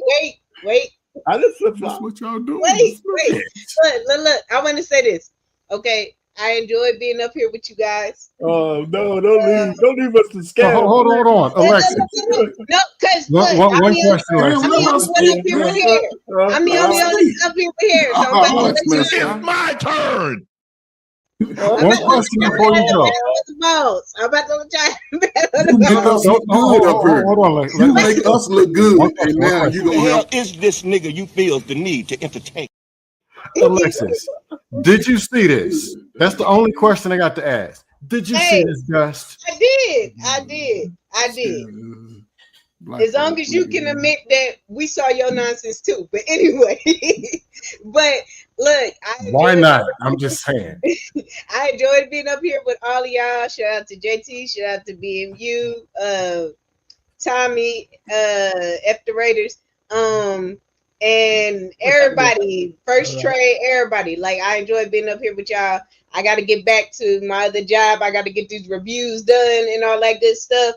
Right. But I enjoyed the conversation. I enjoyed the pushback, and I'm glad that we were able to have the conversation. And I'm also glad that we're having the conversation amongst us, because the conversation is different when we're having it. You know what I'm saying? Like, I don't want to have this conversation really with nobody else other than us. You know what I'm saying? So I beg your pardon. Yeah, I'm saying. Look, I said in my Dr. Umar, I said I don't. Yeah, I said. But y'all be good. I'll probably be watching y'all, maybe commenting the thing, but I gotta get these reviews done. Yeah, go work. Take it easy. Yep.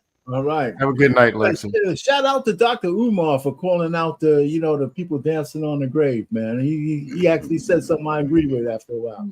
Listen, man. I think even with that, I think it was still, even if there was a threat, right? I think it was a good thing in a sense, because really, we sort of have to start showing humility amongst ourselves. You know, and you know, again, man, I really have nothing good or bad to say about the man. Hey, you know, I'm with Alexis sometimes. You know, sometimes, you know, Brother Malcolm said it. Sometimes they come home to roost. But again, I say we're gonna have to choose a side. We're gonna have to choose a side right now, man. I challenge all of us, man, to choose a side and just move forward. If you want a better life, you see what America's about. It's free, but it ain't free. I would just start moving with determination and stop just arguing about shit that don't make no sense in your life and don't add no value. Like you know, start looking for life as what it is. I agree with you, man. You know, but what I'm just saying though, if you're gonna have listen, if you can't have a debate, you know, just based off what the realities are in America, yes, we have some issues. However, again, are we gonna just keep letting the Democrats slap the issues in our face? Are we gonna choose a side to say, hey, we want better? With the young and the old and the fat and the skinny and the tall and the short, the men and the women's that want to be the man, the men that want to be women, come together to some capacity and say we want something. Other than that, all you working age dudes, y'all gonna have to figure that shit out. Yeah, the only thing with that you said, there's some people that you can't negotiate with. Well, they're gonna have to get left to the they're gonna be in the fields then. Go pick some pumpkins and shit, some apples or something. Little, you gotta be able to pume. I think we need to identify the people we can't associate with and just leave them behind. That's what I think. $5 from Alexis. She said, I'm separating by age. What do you do with some very people are in the mirror? Hold on, respect the money, y'all. Go ahead. Go ahead. Oh, my bad. I already said it. You know, I just said it. $5 from Alexis. Said, love y'all. Right? We appreciate that. So love you too, sis. Most definitely. Yo, so I never meant to make you cry. You were the only one I've ever loved in my life. And though it's hard for me to show it, I've got to let you know it. That Key Sweat shit in the back.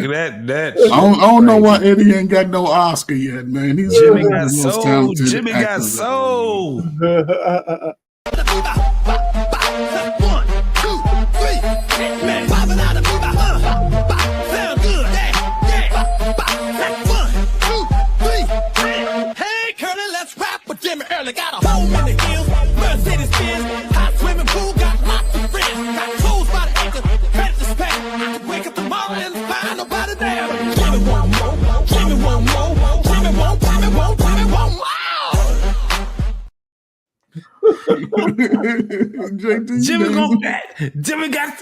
Jimmy want a piece of that chocolate cake. Hey, bad man. I love that shit, boy. Jimmy got soul. Jimmy got soul. So what y'all gonna do? All right, so okay, so what's the solutions out here for us, man? Listen, I know a lot of people want us to separate from what's going on out there, but you know, one of the things that I think that I have a lot of problem with, people act like we are not a part of America and we could just ignore what's going on around us. I disagree with that. Right now, we don't have to internalize it, but to just say that all this shit happens around us and we shouldn't say anything about it, I think it's crazy. Mm-hmm. You know, I just, you know, we don't have to be in the middle of it. And that's what I'm thinking went wrong with this whole thing. We're not in the middle of it. It is between white folks. With a crowd of white folks in Utah, white man shot him, you know, and I think we interjected ourselves as black people by having people dance on the grave and come all out on social media talking about how happy they are. And scam, it doesn't matter whether you think that's just social media is the fucking world now. As for you to try to deny that, it's crazy. GLQD and all the goddamn stars, they were making comments, man. You know, and this shit ain't out, you know, you yelling at us on this thing as dust panels, and we got our big fucking race traders up there talking about, you know, the guy deserved what he got. You know, and that puts us in the middle of shit we don't need to be in the middle of. And ain't none of them coming back to the community to talk to the young folks. Yeah, man. So you can say, ain't none of them. man, and you look like what's the guy, the alien and shit with your hand up there like that. You better find another occupation, man. You take it. You got your feelings into all of it. I don't, bro. It's not. It's not for serious. It's for joke. Oh, I know. Get out of social services, man. But get out of social services. When you get to wrapping up and making it serious is where you go wrong. It's about 15% that's serious, and you're not supposed to blow it up and make it your reality. You're not. So Scam, what okay. Yeah, go ahead. No, I was just gonna ask Scam. So Scam, like you say, you give a lot of dust, and I believe you're an intelligent man, right? And you right in the heart of. Go ahead and fire your shot. Ain't no shot. What you got? I'm gonna find no shot. He fired his shot. I'm just gonna ask you a question. The question is this, right? Could you give me 3 solutions that we could do as a group, as a whole, not black men, not black women, but 2 of us together? Could you give me 3 things that we could stand on that you believe could help us? Absolutely. Overall? So you cannot do them and come say the same shit 3 weeks ago about the crack era. Oh man! Number 1, get that fat ass in the gym. 2, manage that damn refrigerator. Y'all talk about black men and blackity so much. Don't you ever say another motherfucking word to me. Y'all talk about it so much. 8 out of 10 of the reasons of death are in the fridge. So y'all talk about this is the reality. The reality is social media. Open up that damn fridge. That's the reality. Learn about malpractice. The real food is coming from the earth, the water, and not made in the AutoZone parking lot that you're putting in your body into your veins. Fix that. Eat some bananas. They cheap. It save you some money. That's multiple solutions right there.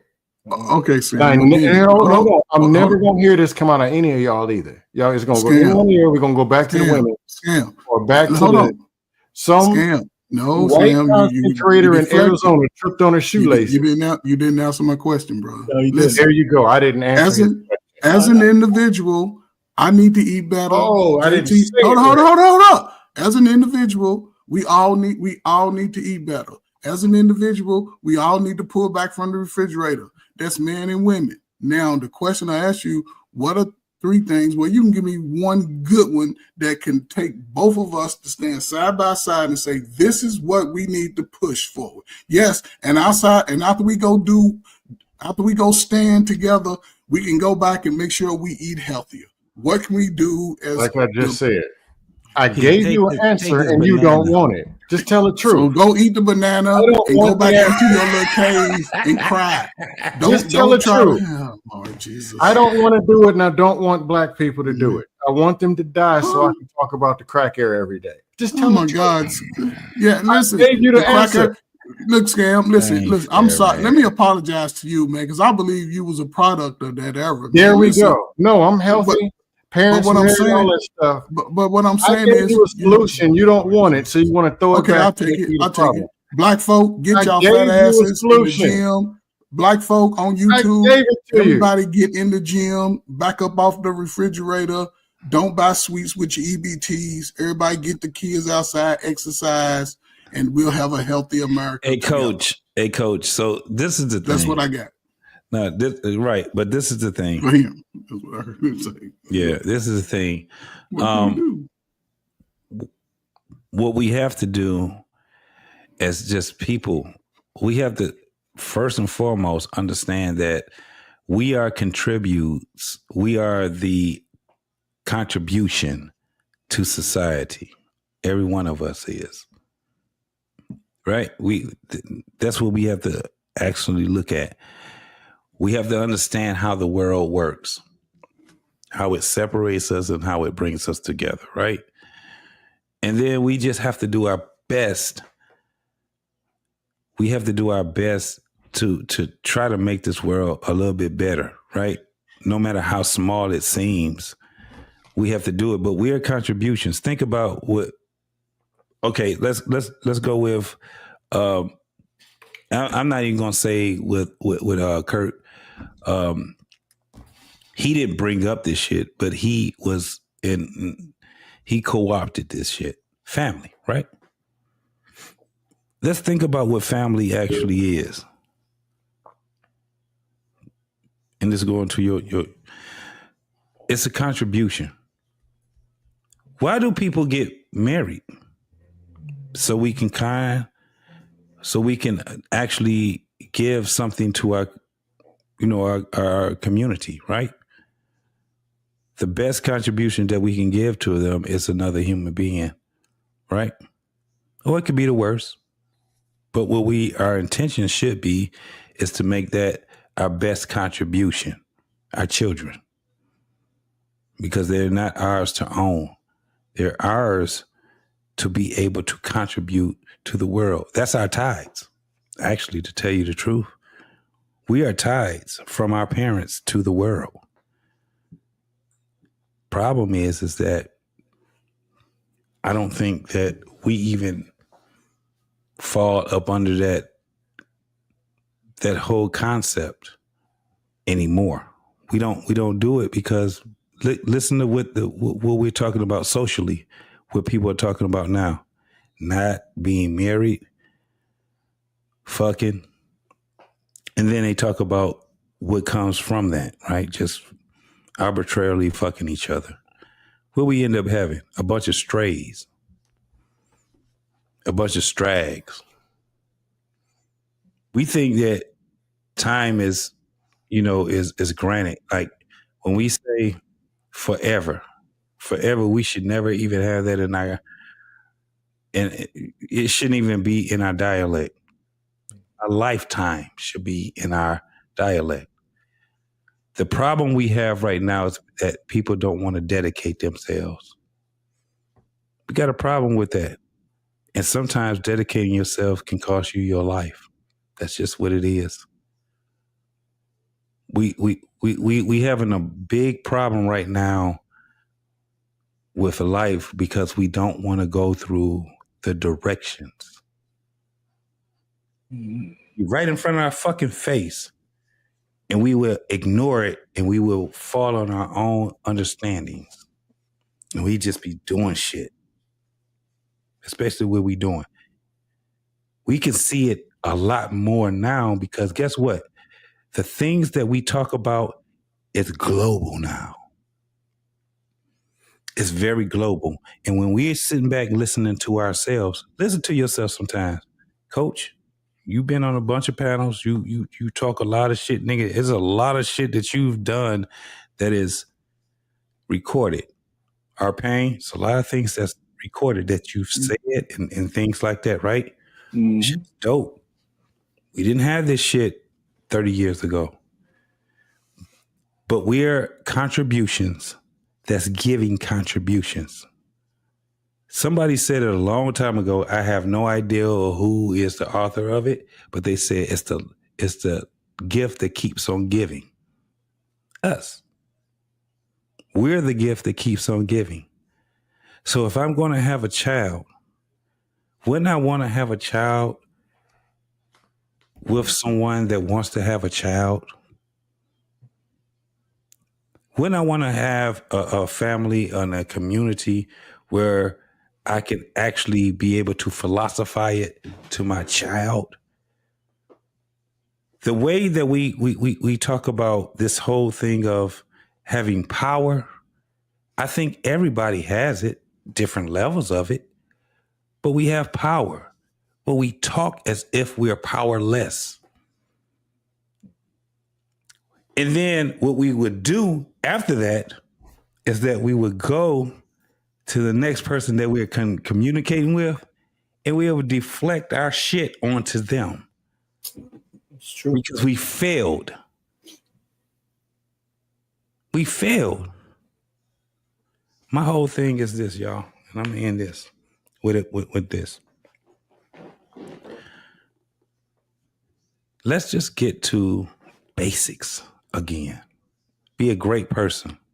Be able to give something that you have. Knowledge, right? Be able to learn at the same time that you're teaching. being able to be that type of a person, be as great as you possibly can and not be so fucking complacent. What we're talking about now is a bunch of complacent motherfuckers that think that they're holier than thou, that think they're perfect and all these different things, and they deflect because they see their failure and they think nobody else see their fucking failure. At the end of the day, we have to get to a point where we have to say, hey man, this is what it is, not what it looks like. And then we move from there. I end it with that, man. Hey, man, I hear you, man. So, Tommy, you came back. Well, you got something new to say or what? Is this final thoughts or we're still going? Yeah, no, we're yeah. gonna go around on final thoughts, man, so we can get out I'll of just here. ask. Yeah. Okay. No, I was Right. just jumping back. My daughter had FaceTime me, so I had to show her sister a little bit.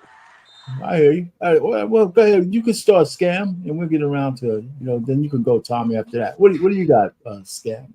What's your final thoughts, brother? Shout out to JT. Me and him been dusting for years, but that's still JT. We good. We I think he got good intentions, but we two totally different people. Somewhere we can meet, it's all good. I know JT cares about family and putting something back together. That's where we can't align. My thing is people want to put the windows and that front brick part of the house and then a nice car in the driveway, but they don't want to fix what's really in the house. You got to look in the mirror. You got to actually really be something versus trying to look and smell and sound like something. When you really be something, all the rest of the stuff don't even really matter. A lot of these conversations, a lot of stuff you're hearing is fake. Somebody like me and Tommy, we smell this pain and bullshit from 488 miles away. Smell it, seen it, done it, been through half of it, seen people. Almost to the point we can click on a panel, watch 10 people and say, oh, that one right there? Nah, he lying. He lying. Him, he all right. Oh, this one? No, he ain't even married. I bet you his wife beat him up last week. Oh, this one? No. It gets to be where that's what it is. And I ain't perfect either. I got some dust, 3.6 gallons worth. But when it comes to doing the work and making yourself a better person, that's not really for negotiation. You can't fake it. You can try faking your diet and watch what happens. Try faking your attitude and your confidence and the way that you speak. And do you really actually love and care for people? You can't fake that shit. You might get some clicks and views and all that, but at the end of the day, you got to live with yourself. And it just don't work that way.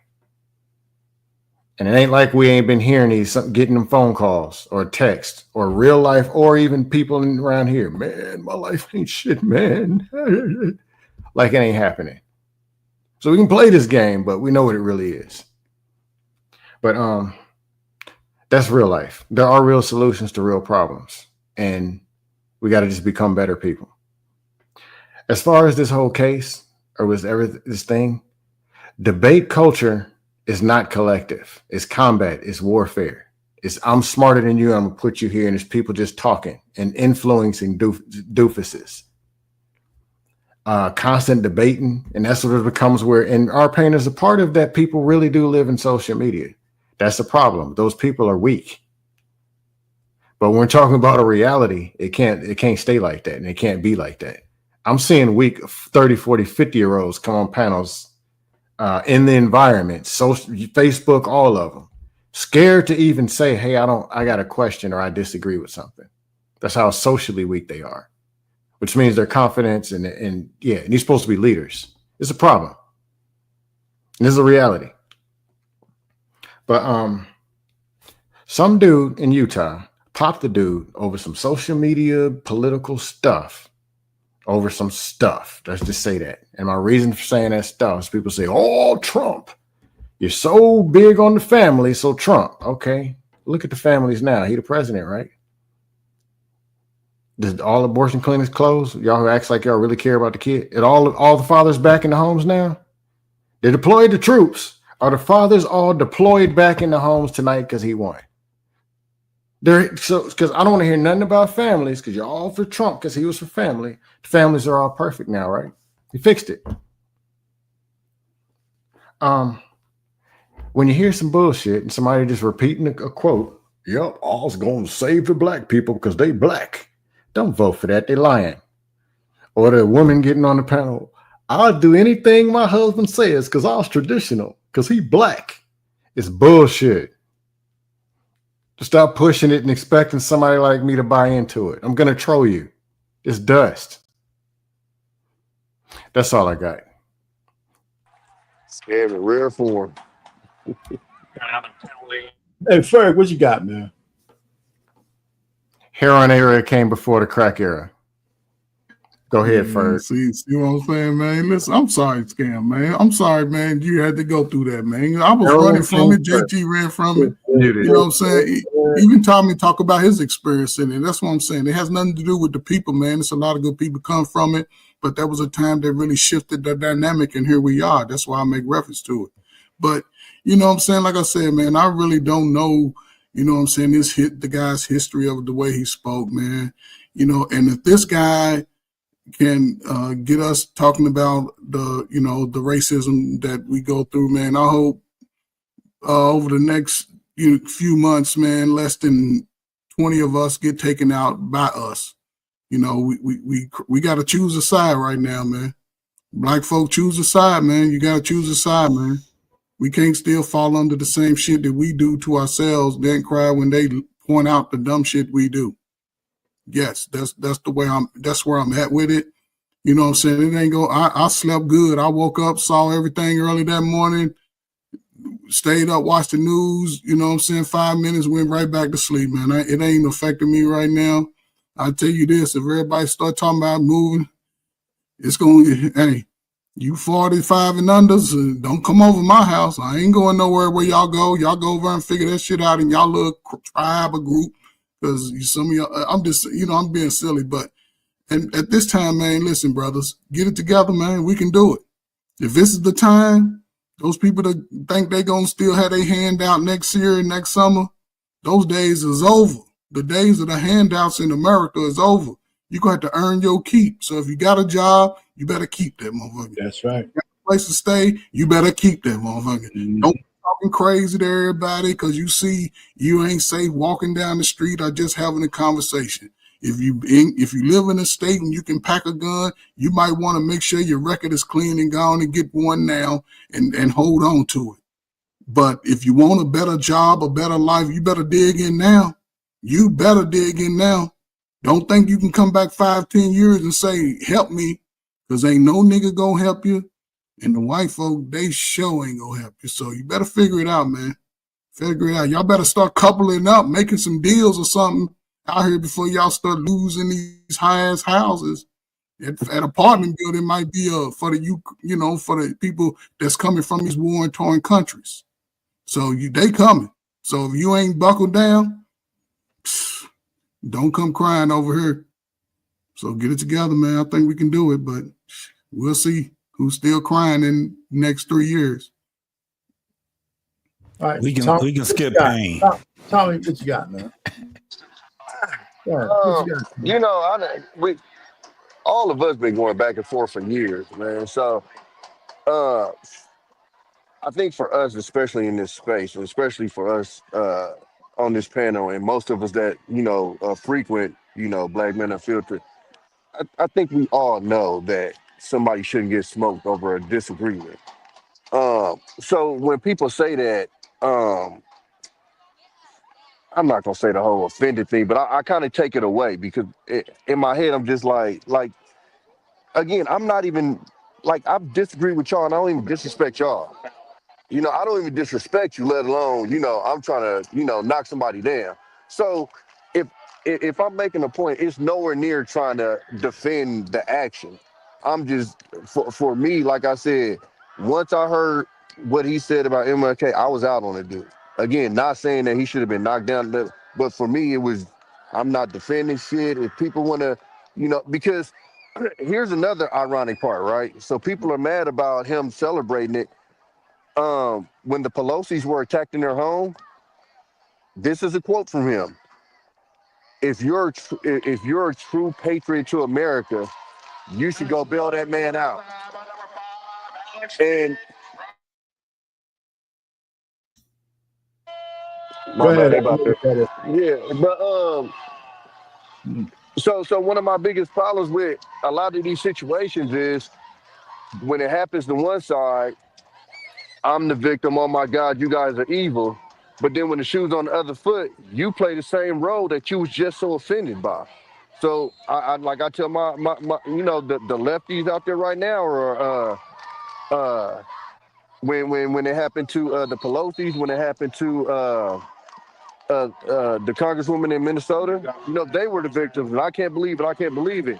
And then something happens like this, or what happened with Trump, whether that was real or not, whatever. But it was jokes and yada yada yada.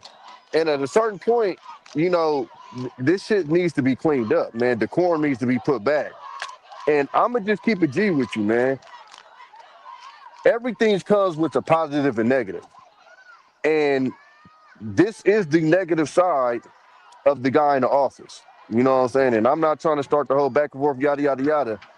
But this is the energy that he puts out. When you look at, he flew the flags at half-mast for this dude who held no office of government. But when a sitting congresswoman and her husband get murdered, and you don't even fly to, like, that type of petty is what builds this type of resentment. And so I saw when I saw a lot of you guys making the point for Trump. I didn't necessarily disagree, but for me, I also saw this part of it too. I saw this energy spew kind of boiling up or whatever. And a lot of my friends as Trump supporters, they try to deny it, but man, I'm not stupid. I remember the climate. I remember growing up how the climate was. People didn't disagree, but bro, if a person in Congress passes a like, what are we doing? And I think the biggest mistake is when the people on the left do some shit that's out of pocket. Nobody on the left, and I will say Bill Maher has been doing it lately, but nobody on the left jumps out there and be like, yo, that's not cool. When this dude don't fly the flags at half-mast and nobody from the right go, hey, that ain't cool. And that's a problem, man. Like, and I think that's what's creating this divide, because people are, no matter what you do, as long as you're on my side, I'll make an excuse for it. And I think it's just a dangerous environment we building with this political stuff. And like I said, man, my personal opinion, it starts at the top. And when you see the leadership we're under, we've gotten so used to how he acts, we don't even react anymore. You remember he used to tweet, and he used to make the news when he used to tweet the wild shit during his first term. We don't even blink an eye now. This man got off of Air Force One and was like cussing like he was a nigga in the street. And we just batted an eye. Like, it barely made the news. So that's what I mean when I say, and I'm not even one of those like super decorum people, but it's like I'm witnessing why you need decorum in politics. Why you need, I think we're kind of witnessing that. And when you got both sides being petty and both sides being childish, you can see this shit is real dangerous. So, hopefully this political environment gets better and people get to where they can, at least have a conversation and civilly disagree. Because this whole, if you disagree with me, I hate you shit, man, this is getting bad. All right, JT, what you got, man? You got any more? Yeah, I don't know, man. We just have to put things in context. I kind of agree with what Tommy was saying overall. Again, we'll talk about it later on next week. But my whole thing is this: when we're having these conversations, man, it's just a lot that you have to add into it, but you have to keep it in context. My man Scam Likely, his whole thing is that a lot of these panels are dust panels or whatever, but I can tell you right now, the way I look at it is that when we have conversation with one another, the evolution of the art of conversation gets better. I'm telling you, I just remember in the 90s, bro, talking with family members, man. I didn't like talking with them old heads, bro. They were saying some shit that I just did not agree, especially once I started getting to a point where I was getting ready to graduate from high school. and I had a different way of how I was thinking, and listening to a lot of these older cats that was talking during that time, that shit sound crazy as fuck to me. And that wasn't even, you know, so when we see it on panels, man, it's just, it's a lot more global. I'm just saying, our conversations now are global, and we just got to keep just doing what we doing. We have to practice this. It's an art. Conversation, there's an art to conversation. And so that's why sometimes me and Scam, we can go back and forth with each other, because I just don't, I get what he's saying when it comes down to some of these cats. It's just you're not gonna get through to them. They coming on here, they throwing shit on the wall, hoping that it sticks and stuff. I was just on a couple of panels yesterday, and I felt the same damn way. But when I stand, you know, strong on my my stance, it kind of weeds them the fuck out. You know what I'm saying? But I had to learn how to do it. Like I said, this is a more rare form. If I'm on Black Man Unfiltered, man, we done sit back and argue with each other, cuss each other out, and all kind of shit on Black Man Unfiltered. When I go on other people's panels, dog, I'm not about to spend that, especially if I don't know them motherfuckers. Man, I'm not about to spend my energy going crazy on them motherfuckers, man. You know what I'm saying? And then it'd be some nice, man, where the spirits is just in me. And I ain't talking about the Holy Spirit. I'm talking about the celebrating. I've been working all goddamn week. You dig what I'm saying? But what I'm saying is that we have to have this thing where we have to stay close to one another. I'm talking about Black men, Black women. And the way that we do it is the way that we're doing it right now. We got to have conversations, but we can't just say that one way is just the only way, right? We got to get out here and touch grass, right? We got to talk with kids. We got to talk with, you know, if we still got older aunties and uncles, I'm not going to argue. If you over 60 years old, other than Arpain, I'm not arguing with you. You got it. You know what I'm saying? I argued the fuck out of Arpain because I'm arguing with him because he out here in the world. He touching grass too. So, but if you over 60 and you in my fucking family, we not arguing. I'm not doing it.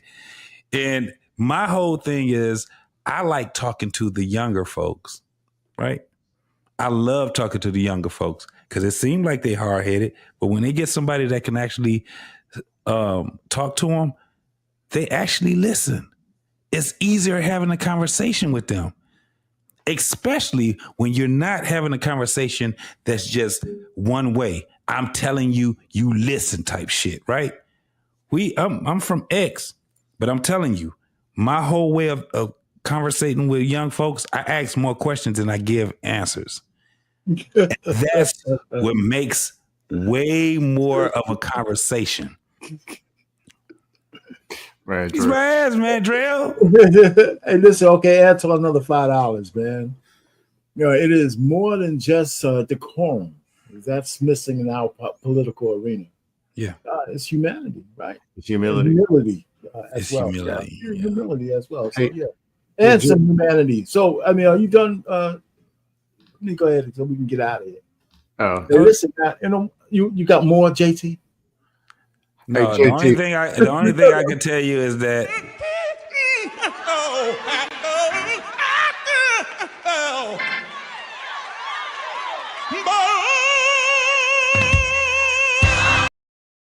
there you go. JT, quick question before you go. Yeah.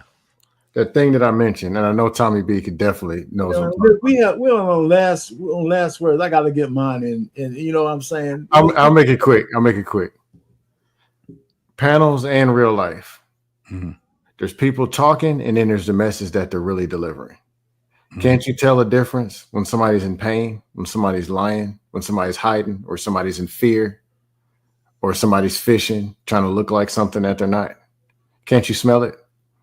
Yeah, personally, I can do it. Yeah, as well as panels, social media.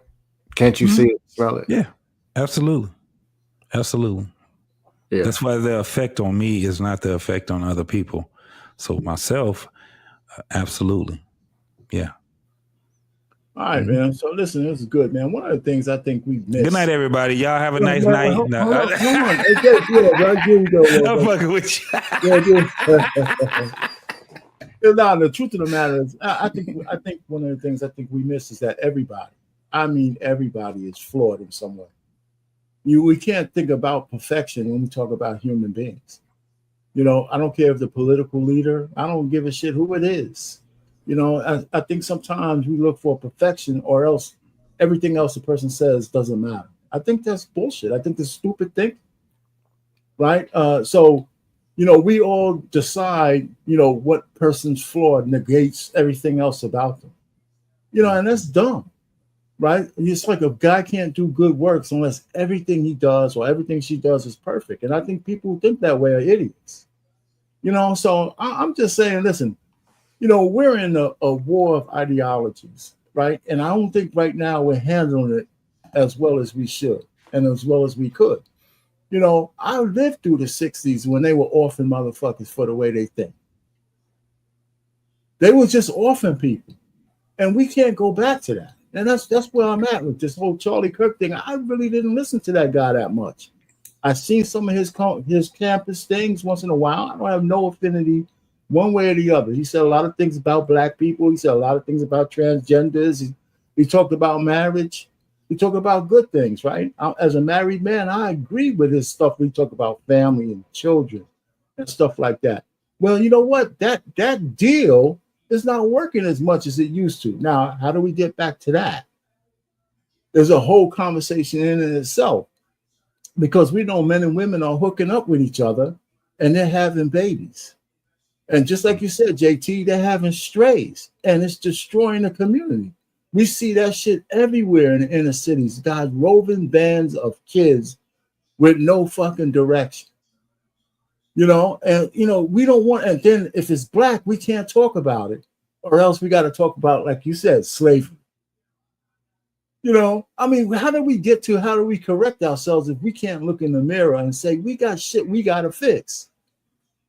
You know, and we can't do it. And if somebody who's not black says they want to fix it, then all of a sudden they're trying to intrude upon our safe space.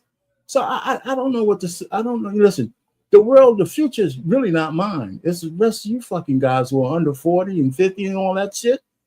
You know what I'm saying? I freely admit that. I'm on the other fucking side of it, man. I'm 65, 67 years old.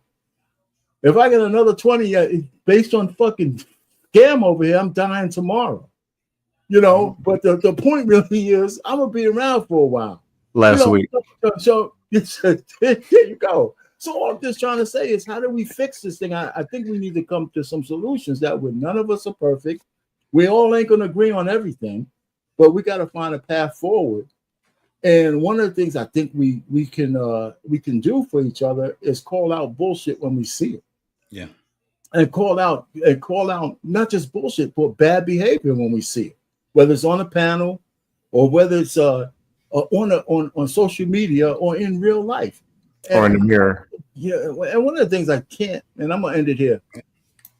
I think we got to get past the fact that what goes on outside of social media and what happens on social media, the intersection is bigger than we think it is. Yes. The intersection, we have people with saying dumb shit with millions and millions of views. Now, those could be bots, right? And all those people might not agree, but there's people saying shit with millions of views. This shit can't be ignored. Yeah. You know, so anyway, you know, so I'll end that there. This is a good panel. This is a good topic. We don't have to love Charlie Kirk. We don't have to.